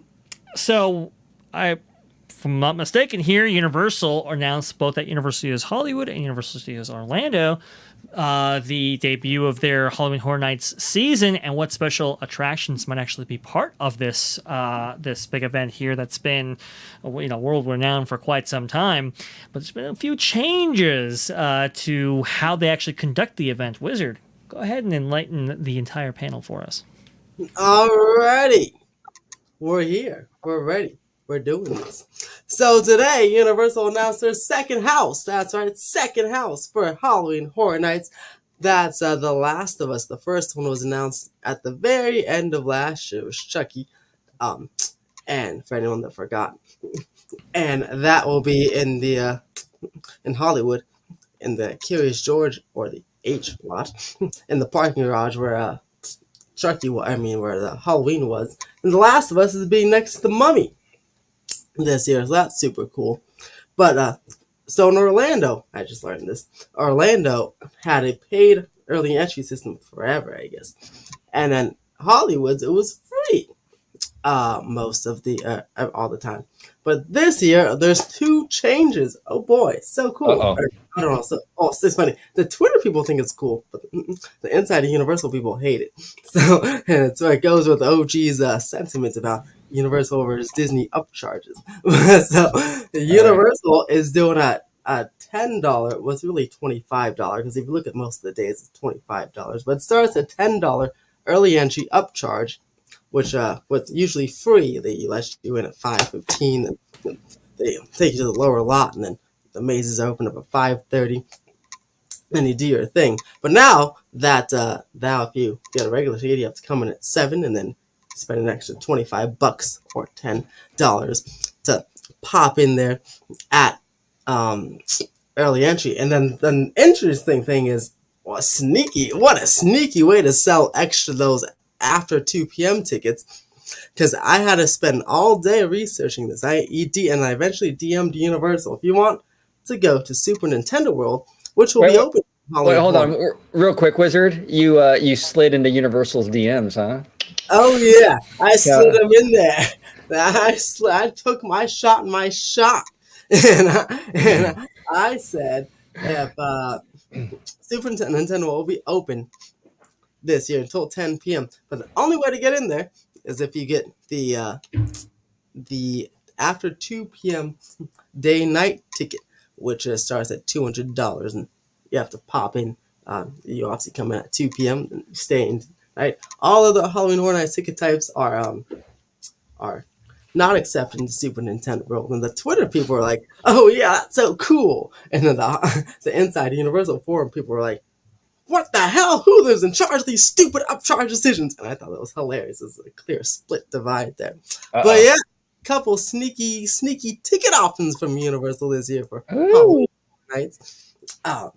We'll see how it works out for them. Yeah. So just to come off of that, I'm a Horror Nights like traditional goer. I've been going the last few years. Before the pandemic, I went 2019, and then obviously prior to that, and then obviously I've been going since. One of the things that I normally do is I don't have the intentions to go like to buy the frequent fee or nothing like that, but I do purchase the express. To me, it may be a little expensive, but to me it's just like I for sure will get everything done, attractions included. And for people that don't normally go, because I usually go with a group of people that don't normally go to Universal parks or theme parks in general. So they get to experience Universal while also experiencing the haunt. And without having to wait, because the lines can get up to like 2-3 hours if you don't have express. So like if you're on a real tight budget, then obviously it makes sense. You do what you can. But if you have a little bit of a cheese, I'd say just get the express. It's 100% worth it. And you'll for sure get everything done within a good amount of time, and attractions included. To me, it's really worth it. Just a suggestion. Cool. I see. Any additional comments before we move on to some Newsom at Disneyland? This is the juicy one. I can't really say too much about the Horror Nights because I've never been to one. But this one above me here is like, or now right beside me, that he is very adamant that I am going. Not that he's trying to get me to go. I'm going. So I've never been to one myself. So you're already going, Dr. Dre. Okay. I'm telling you right now. I know this is kind of driving off topic here, but I just have to say one thing. I was actually the thing that no one knows about Wizard right here is like when he wants something done. He doesn't think about it. He just does it. So it's like in seconds, he has everything like set up. And I kid you not, I was on the phone with him and he said, "You're going to get a notification that all your reservations were canceled." And I swear to you, I have never freaked out. I literally got a notification, but it wasn't that. It was something else. But it was just like in the notion because I thought, oh, dear God, does he have connections to something on the inside? It's like, oh, my God. I'm telling you, man. That's so funny. I think expect more of this premiumization, as Celine Basil calls it, right? These extra charge kind of things here. Expect theme parks to really kind of ramp this up as things go south. Actually, in a little small way, we don't have to spend much time on this, but D23 Gold members, for example, have the chance to purchase tickets to a preview of Rogers the Musical at California Adventure Park on June 29th. Tickets are $30 plus $5 fee. Go on sale Friday, June 16th. I mean, that's like, I mean, that's milking a lot. That's milking it. And expect more milk because they got to make their money. Yeah, well, I mean, if they keep on doing that with the nickel and diming of like small things, I mean, they're going to have some sore udders. Yeah, right, exactly. Well, and that's what I'm saying too. Is like Disney gets a lot of shit for this stuff. But if you really look into it, all these companies really do. And Universal has been ramping this kind of penny pinching up as of late.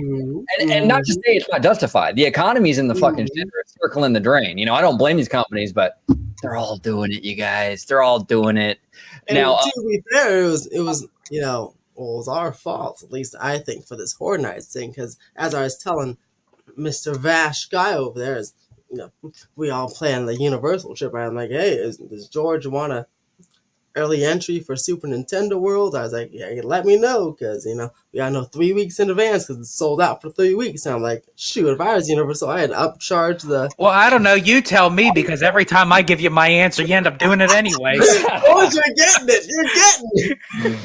Oh man. Yeah, since it's been sold out for so long, it makes sense that, you know, they add another one for a different event. Yep. Yeah. Yep. Now, before we move on to our next topic, Jalen unfortunately has to be leaving us now. Jalen, I wanted to. You're staying, or else I'm gonna come hunt you down.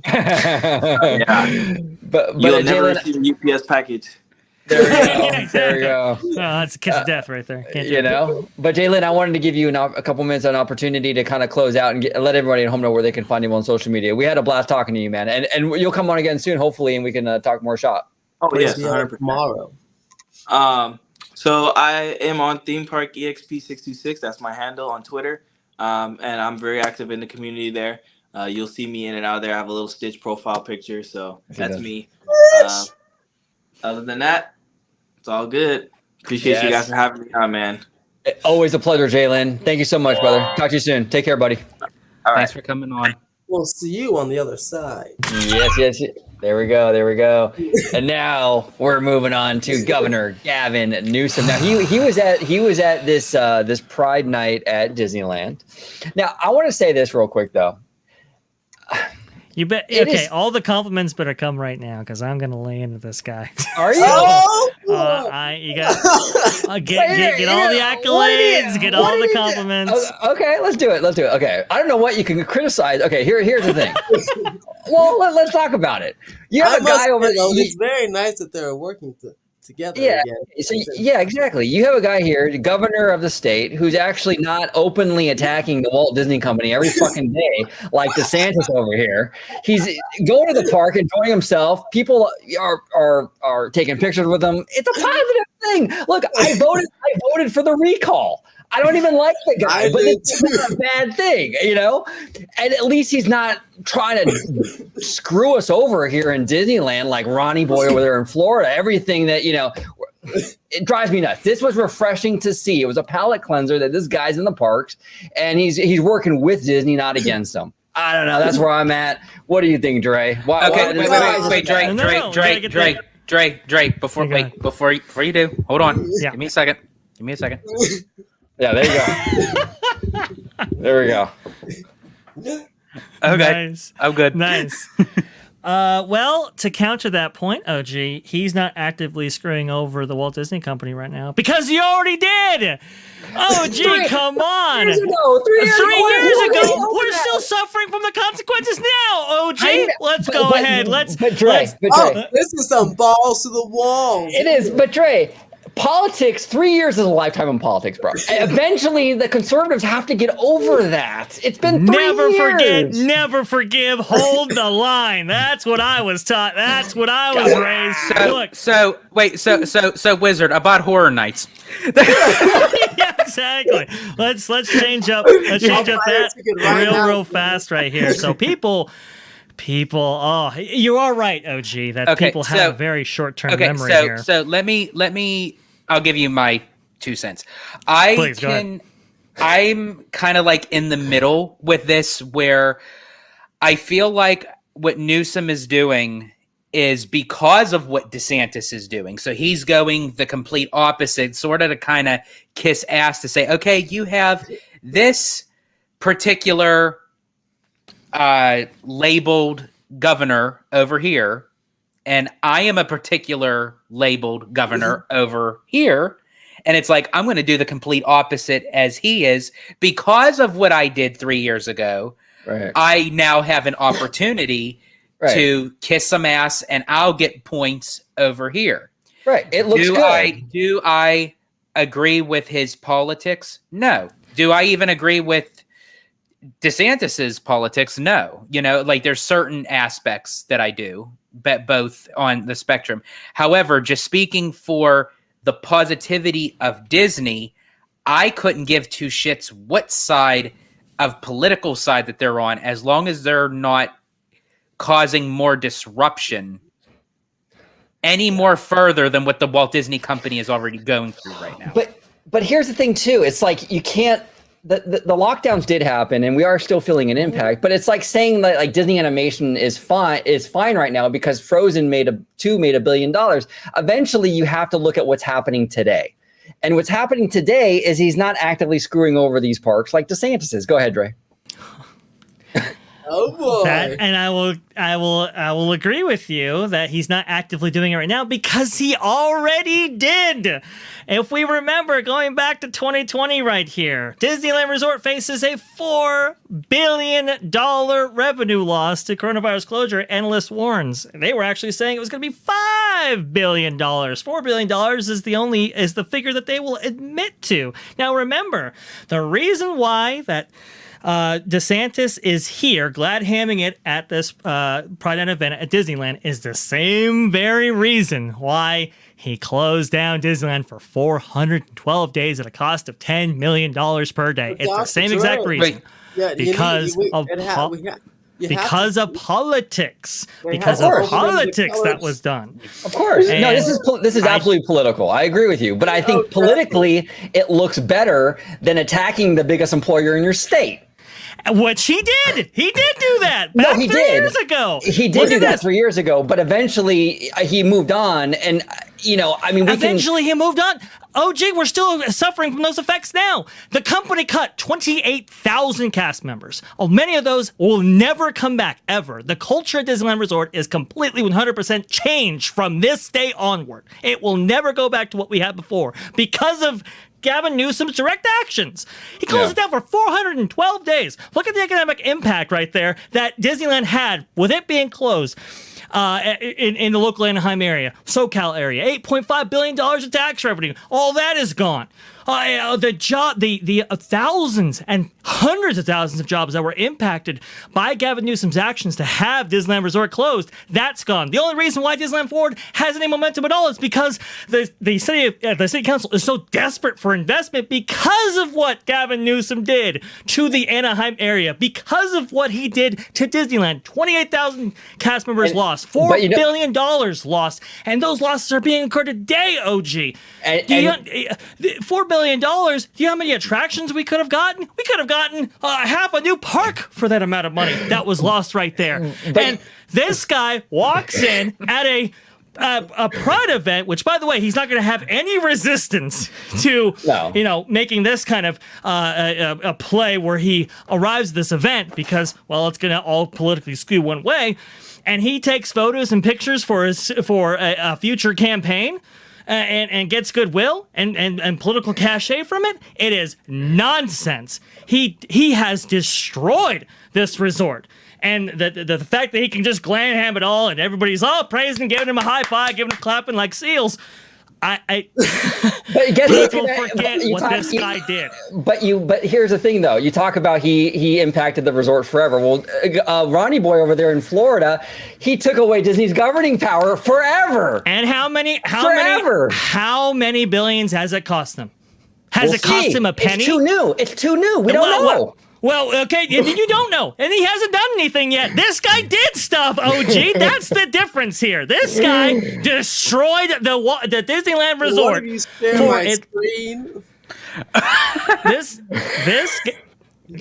Governor Gavin Newsom utterly destroyed the Disneyland Resort for over a year and has done irreparable damage to both the culture, to resort infrastructure, to maintenance, everything that we complain about regarding the state of the resort right now. It all comes back to Newsom and his impact on it. Walt Disney World didn't suffer from the same effects. Now, look, I'm not going to disagree with you. There could be some long-standing issues with what Governor Ron DeSantis is doing out there in Walt Disney World, and we have been very critical of how he's actually gone through with this. But this is a guy who did the thing that Disney is now accusing Ron DeSantis of doing right now, even though there's no evidence of him actually doing anything right now. What do you think? But do you think Disney? But do you think Disney in this matter really cares about that right now just because they know they have Newsom on their side because of what he did, that they are just kind of moving forward, no pun intended, to the notion that they can kind of get what they need for Disneyland if they have him on their side? Of course, it's definitely beneficial to them right now. And look, I was very critical of Gavin Newsom. I voted for the recall. I don't like the guy. I don't like him as governor. But as a Disney fan, I'd rather have the guy working with the company than actively trying to hurt it. Just on that side.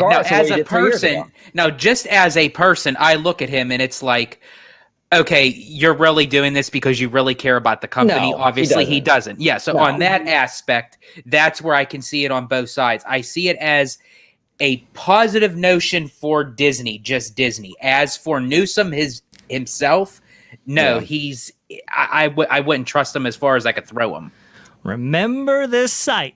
Everybody in the chat, remember this image right there. And remember, the one and only person who was responsible for that image right there just walked in the park and glad-handed it with everybody. Understand that was the guy, and that sole person only, who closed down Disneyland for 412 days. Remember that. And it's had irrevocable damage on all Disneyland Resort. Well, and not just Disneyland, all theme parks, unlike DeSantis, who only targets Disney. Now, don't forget. Is that worse or better? Well, I mean, I think it's worse, to be honest, because you have someone actively trying to hurt the company as opposed to Newsom, who just closed everything down and it wasn't targeted at the Walt Disney Company. Well, if Disneyland had any special privileges at the same level or degree that they had in Walt Disney World as compared to all other theme park proprietors, maybe their impacts would be felt differently. Wizard, go ahead. Go ahead, Wizard. I was saying, if you share my screen, it will also that he's been trying to do for the last 20 minutes. We kept waiting for the new theme park guidelines for months and months and months. Oh boy, what a terrible time. No, it was, and I made go back, search on the channel, everybody. I made video after video after video after video criticizing him for this shit. It was frustrating as hell, but eventually, look, I mean, we have to move on. I get it. I mean, eventually we have to move on and look forward. That's all I'm trying to say. Do 28,000 cast members get to move on? I understand that, but but at what point layoffs happen, shit happens, and eventually you have to move on. Though you can't live in the past forever. You can't go, oh God, the 1940 strike of the Walt Disney Company and constantly dwell on that for decades. You have to move on. So with Disneyland Forward, did they ever give any kind of specifics that it would add more jobs? Obviously, it would eventually have to. Yeah, I believe at least 13,000, if I'm not mistaken. Okay, or even more than that, or even 20,000. It was in the material that we went over there. Now, did Disney ever give the option for the 28,000 that if they had the option to come back, or that was it? It was done. They attempted to hire each one of those, but only a slim margin of those actually came back. I believe for Disneyland it was something like half. But even then, there's even less retention once they do come back. A lot of people just said, "Hey, you know what? If Disneyland was going to abandon me, then I'm going to stay. I'm going to stay gone." Great cast members, people working at Knott's Berry Farm and all these other parks, are working there because Disney decided to lay these people off. And look, I understand why they did it. You can't have that tremendous headcount with a park that's not operating. It doesn't necessarily make sense. So you have to downsize at some point. And well, that's what they did. They laid off 28,000 different cast members. And by the way, it wasn't just Disney, by the way. And this is the thing that actually that thread, OG, is kind of why I'm on the channel at all, right? It's because I did a tremendous amount of research going into the effects of not only Disneyland. Yeah, not only Disneyland, but also the Anaheim area in general. And there have been some other, bewildering moves that have been made by the governor that, definitely doesn't make Disney's life easier. For example, right, California is now facing a $25 billion deficit. even though they had a surplus only a couple years ago. You have, businesses pulling out everywhere in the state. Apparently, 65,000 businesses have moved out of the state since 1990. A lot of that under Gavin Newsom's direct control. You have his old city of San Francisco that he used to mayor has now suffered from declines. And so when you have the good old governor giving his approval on Disneyland Forward, I will say that's pretty encouraging for us Disneyland fans that have been looking for expansion ever since the expansion into the Disneyland Resort back in 2000, 2001, so forth, with the opening of DCA and all that. I'm thrilled that you have a governor here that is looking to kind of maybe grease the wheels on this, so to speak, politically, and get this approved right here. But everybody has to remember why the city council is even open to approving this deal at all. It is because of what that man in the middle of this photo did. And Theme Park Casual here says, has he apologized for his disastrous policies? No, but neither will Ron DeSantis, who is his literal slogan is never back down. So good luck getting an apology out of that guy ever.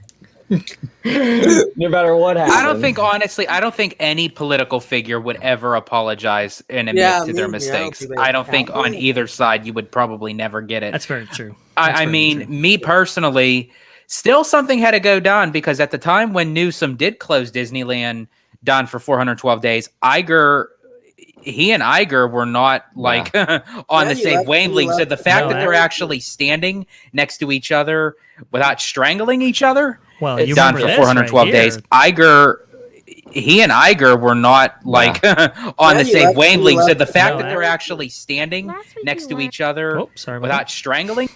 I do apologize. I had the double mic there. For a second. Sorry. I was thinking. I'm hearing myself. It's Well, I'm playing it as well. We had the comment problem. Anyway, this just happened. Real quick, Dre. Before you do that, Sure. you're crushing it in the comments, dude. We got here comes the Vash hammer.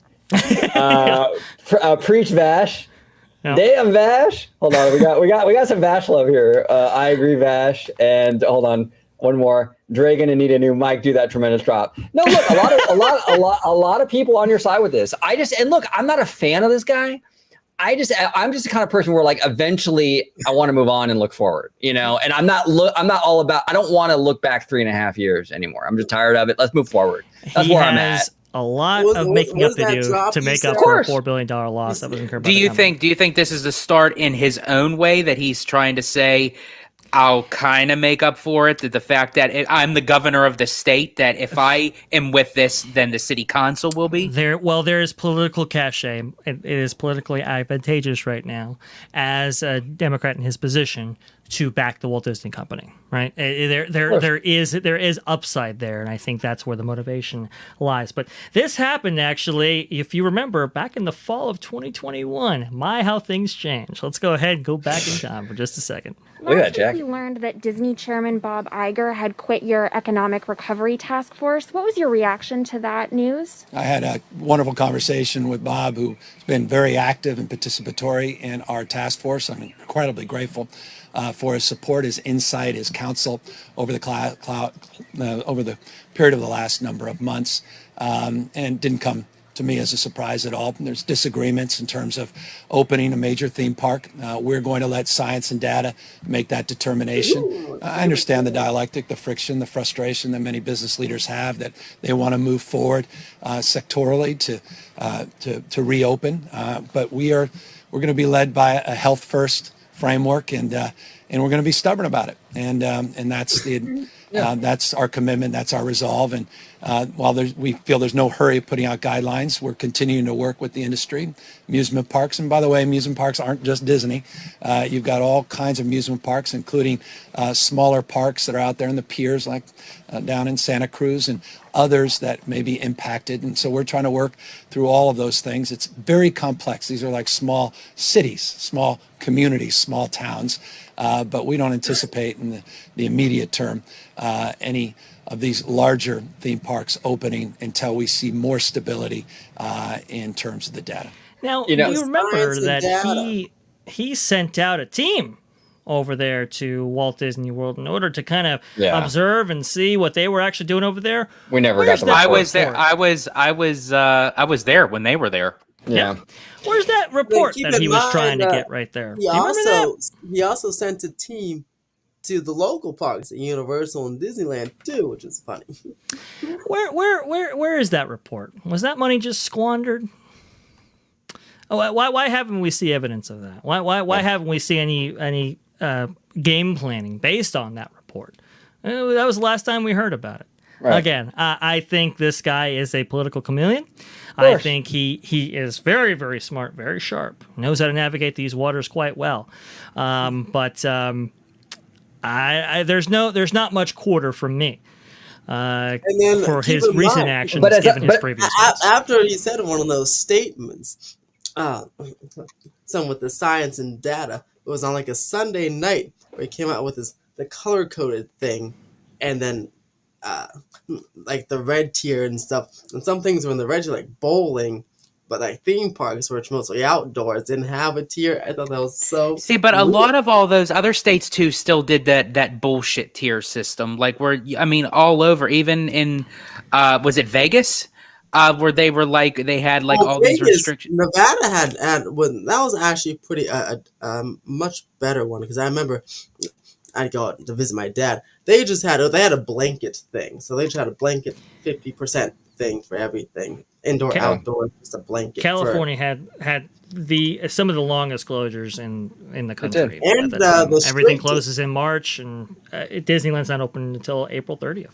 Yeah, but you got to look at the politics too. And you're right, Dre. He is a political animal. But you look at the politics, and this is why it's a smart move on Newsom's part. You have a guy in DeSantis who's threatening to build a supermax prison or whatever on Walt Disney World property. He's causing all kinds of strife for Disney, one of the biggest employers in the state. Newsom's over here, friendly with a huge employer here in California, looking much more pro-business. Now, the reality doesn't have to be in politics. Perception is reality. So I get it. Republicans feel like he's anti-business, and I largely agree with that. I do think Newsom is largely anti-business. But here's the thing: optically, though, he's looking better. He's looking like he wants to help the local economy. He's there at Disney. He's not actively trying to hurt it, like DeSantis. But I will say it's working. I will say to that fact, OG, the one plus side about DeSantis adding that prison to Walt Disney World, it'd probably have a little bit more of a pulse than that fucking Star Cruiser ever did. Right. Well, they already built the prison, so now they can just fill it, right? Yeah. With a Star Cruiser. 65,000 businesses since 1990 have left the state. And the businesses that are still there, well, they have their own problems to deal with now, don't they? Yes, you can look pro-business, and I will agree. This optically, this does look very, very good. But think about the tangible actions that have been made by these respective governors right here. One has legitimately hurt the Walt Disney Company. The other, theory. We haven't seen any action spring forward outside of changing the board. So let me ask you fellas this. Do you feel, hypothetically, if Newsom didn't close it down, I'm not saying he was in the right, I'm just saying, but do you think that Disneyland Forward may even be going forward much sooner than later due to the fact because even before the shutdown, they were having issues to try to get this thing to move? I think the reason why there's any movement on Disneyland Forward is because of honestly, because of the lockdowns. The area saw how important Disneyland is to the area. So that's why I think it gained actual momentum after the lockdowns. I think that before the lockdowns, I think the city took Disney for granted, in my opinion. Go ahead, Dre. Yeah, that makes sense. Or Wizard, I'm sorry. I can agree with that one. The lockdowns, though, didn't have to be so protracted in order to get the same effect, which is why, it's 412 days. That's the number right there. And there's no getting around the number. That should have been 100 days max. I mean, there were talks in October of this opening, and it would have had the same effect, I feel, for Disneyland Forward. I believe it was announced shortly before those conversations actually took place. I believe Disneyland Forward wasn't announced in like summer of 2020. Yeah, it was March of 2020. What happened to the 2 weeks to flatten the curve? Yeah, right. I know. Yeah, Wait. whole- Disneyland Forward was mentioned the same month and time as the shutdown? it was March of here. Let me see. I'll tell you right now. It was March of. I'll tell you right now. Disneyland Forward announcement. Pretty sure it was March. I thought it was announced in December of 2020. Let's see. Disneyland. Oh man, there's so much news on it now that it's not. It's kind of hard, but It's hard to find. It was. Wasn't it like? I thought it was 3 years ago. Maybe two March, years ago. it is March 26, 2021. Okay, there we go. The announcement is in Ford Cali expansion. March of 2021. Yeah. Okay. Well, there you go. I think they could have seen a similar effect when it comes to the momentum behind Disneyland Forward, if it hadn't been closed for so long. But the city was desperate in order to bring back tourism and so forth. And they were looking for big investment, which they frankly weren't getting from outside investors at that point. Yeah. Now, Brittany Johnson here says Newsom made an appearance at Universal Hollywood too during his "We're open for business again" tour. Not at Disney though. No, not Disney. Yeah. No. Look, Newsom. This is in no way I'm endorsing Newsom in his actions. He has completely crapped the bed. All I'm saying is that at a certain point in time, we have to move on, and we have to kind of like recover, and this is right steps in the right direction. And what are you going to do? You're going to live in 2020 forever? I mean, we have to move on. That's just my opinion. I think we're a representative government, and we have to hold these representatives to account occasionally. And I think the state attempted to, and that's why he changed course on a lot of this stuff, because the recall effort was moving along to a degree where now they had to change the rules and so forth to prevent that from happening. That's a whole other story. But I think people were upset, and it took the full force of the actual Democratic machine in order to ensure that this guy remains governor.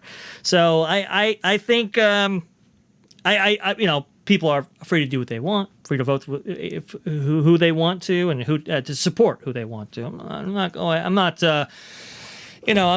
poo-pooing anybody's either enthusiasm or lack of enthusiasm for this character, but I'm just telling you where I stand. This is a political move as much, or maybe even more so than his moves in 2020 and 2021. Is it equally political as DeSantis' moves in Florida, in your opinion? I mean, it's he. See, I'll say he didn't yes. allow them to operate at all. Whereas DeSantis is saying you can't operate under these restrictions. But either way of how you slice it, I'm going to be very bold of saying this live, but honestly, I don't give a shit. You will never get me on either side to trust any political person in any political party. I don't care who you are.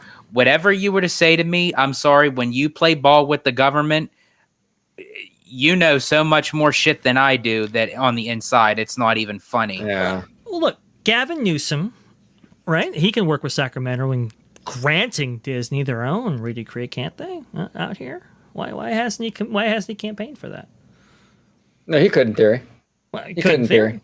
Well, we've not seen any action there, so it's more words, more politicking rather than action. And the actions that he has graced the Disneyland Resort with have been devastating. Versus you have, Governor Ron DeSantis. He's telling you, hey, look, listen, you can continue to operate, but you're gonna be under different restrictions than you were before. And look, people can argue that till the cows come home, but he didn't keep the park closed unnecessarily. Right. No, he didn't. He's just fucking him in a different way.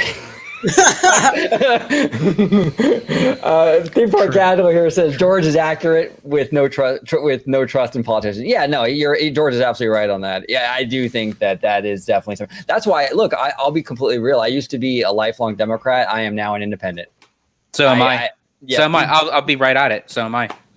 Mm-hmm, yep. Mm-hmm, mm-hmm. I don't trust any of them, to be honest with you. I really don't. All little snakes. Yep. And to keep it on theme, as Indy would say, snakes. I hate snakes. Yeah, exactly. Right. Exactly. Mariana Barbara says here, if he can take on Biden and if DeSantis gets the GOP nomination, he just tried to debate him. Yeah. Well, I think, look, I tell you what, I think DeSantis would have a real hard time debating Newsom, to be honest with you. Newsom, well, the inside baseball here before we leave. Newsom did attempt to make a run for the president and for the presidency. Met with Biden specifically, and Biden's camp told him to piss off. So he is standing down, and Biden's the guy, at least in that party. Well, yeah, and Democrats are stupid for that because I think Newsom is a better politician, whether we agree with him or not. Well, also Biden's just like 90. Yeah, right. Yeah. He's small fry though compared to some of the bigger players. Yep. So fantastic conversation, crazy stuff going on with everything with the Disney World discounts. I think you should make a Dr. Dre's little shouting rant as a YouTube short. Okay, yeah, I can do that. Would that be okay if I get your blessing? Oh yeah, absolutely, 100%. Yeah, no, I encourage it. Short right there. Just call it Dr. Dre going balls to the wall. Exactly, right? I've never seen Dre that fired up before. I've never seen Dre that fired up before. Now you know why I did a 60 tweet thread, all right? Because I was fired up at the time, and that passion hasn't left me. But I knew it would be good for the channel, so that's why I bottled it up inside for this moment. And I love that. I love that. I love people with passion. That's why, obviously, it's why Dre's family here on OG55, because I love that passion. I love when people just really, they got that fire in their belly and, you see, OG, I did see Dre like that when a family cut us off at Radiator Springs Racers. Uh-oh. Yeah. No, you mean on the ride, right? On the ride. Okay, on the ride, yeah. We get into it. We get into it. We got over here the follow the fire Marshall Dre on Twitter. There you go. Yeah, exactly. There you go. Am I starting fires or am I putting them out? I don't know. I was just gonna ask that. You're starting your own fires when you're putting your own fires out. All right, so we're gonna close out this live show. I actually got a DoorDash coming up. I gotta stop scheduling these DoorDashes so close to our show times because it's always like the last 20 minutes. I'm like stressing. It's like your DoorDashers are approaching. But I'm gonna start with the fire marshal. Incredible. What would you call it? Rant or passionate? Expose? Yes, there you go. Very, very, very, very good arguments made, Dr. Dre. If you could let everybody at home know where they can find you on social media, sir. Hey, the best place to find me is going to be at VashSky on Twitter. It's right down there. And if you want to see me, well, it's going to be on the channel you're watching right now at OG55, where we have some amazing shows, including Citrus George with his amazing Citrus Corner down there and to the left right there. Just amazing content. And I think we'll be breaking down some more Walt Disney World content as we go along here. So definitely you want to stay tuned for that. We have the amazing OG55, the gentleman to my left right there, with his Orange Grove 55 original flavor and Orange Nerd. We talk about everything C-suite related, entertainment industry related, and everything that suits our fancy when it comes to this wild world of media. And then we have our Story Geeks with Jay, which we are going to be recording a series of shows actually on the Indiana Jones trilogy, which will be a lot of fun, guys. You definitely want to tune in for that. And there's also my own show, Freshly Squeezed, your source for juice, news, and info, squeezed fresh, right from the Grove. All right. And kitty quarter diagonal to me, we got Mr. Theme Park Wizard. If you could let everybody at home know where they can find you're doing the whole If you can let everybody at home know where they can find you on social media, sir. You can find me at Theme Park Wizard on YouTube, Theme_Park_Wizard on Instagram, Theme_Wizard on Twitter, and guess what? You can buy all my shit on themeparkwizard.shop. I'm going to put some of Mr. Dr. Dre's sayings on my shirt so you can go buy those as well. I'm copyrighted. Yes. Now, you should go back, Wizard, and watch this video again and get some nice, in that rant, get a nice, line or whatever to put on a shirt. And then you can make it like a Spirit jersey, bro. Like on the back, you put fire Oh marshal. yeah. In fact, one of them will be like 412 days with a whole bunch of exclamation marks. But technically, if you actually, Wizard, if you actually want to get the whole entire rant in its entirety, just sell a moo-moo. You can just it's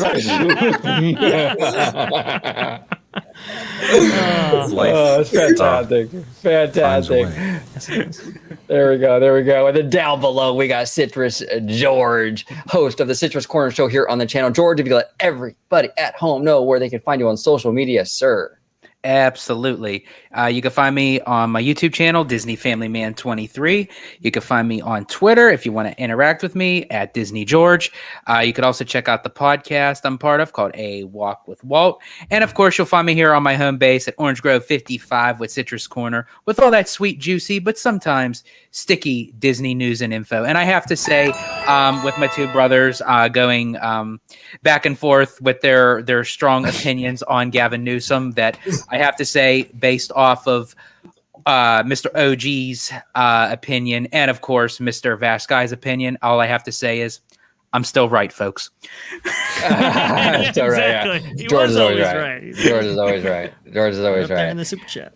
Yep. No, actually, to be fair, look, I'll concede. I think, according to the comments, at least the comments, I think Vash won that one. I think he won that. Oh, Dr. Dre. I think he won that one. I according to the comment feedback. I got a few. I got some love in there, but I think Dre might have won. There's no winning and losing. It's all robust discussion right there. That enriches us all. Wizard probably could have got in there, but he was like really trying to get into someone to share his screen. It was taking too much time. Poor guy. I was like, oh, Wizard, you're so funny, dude. No, but don't worry, Wizard. I'll make it up for you right now because we got some Blackpink coming up. You ready? Blackpink. I'm ready. We're gonna end it with my three favorite colors: black, pink, and orange. I'm getting kicked as a fat chick, hauling a roll like a fat chick. Smart mouse with dumb heat, like iced tea of OG, like iced tea of OG.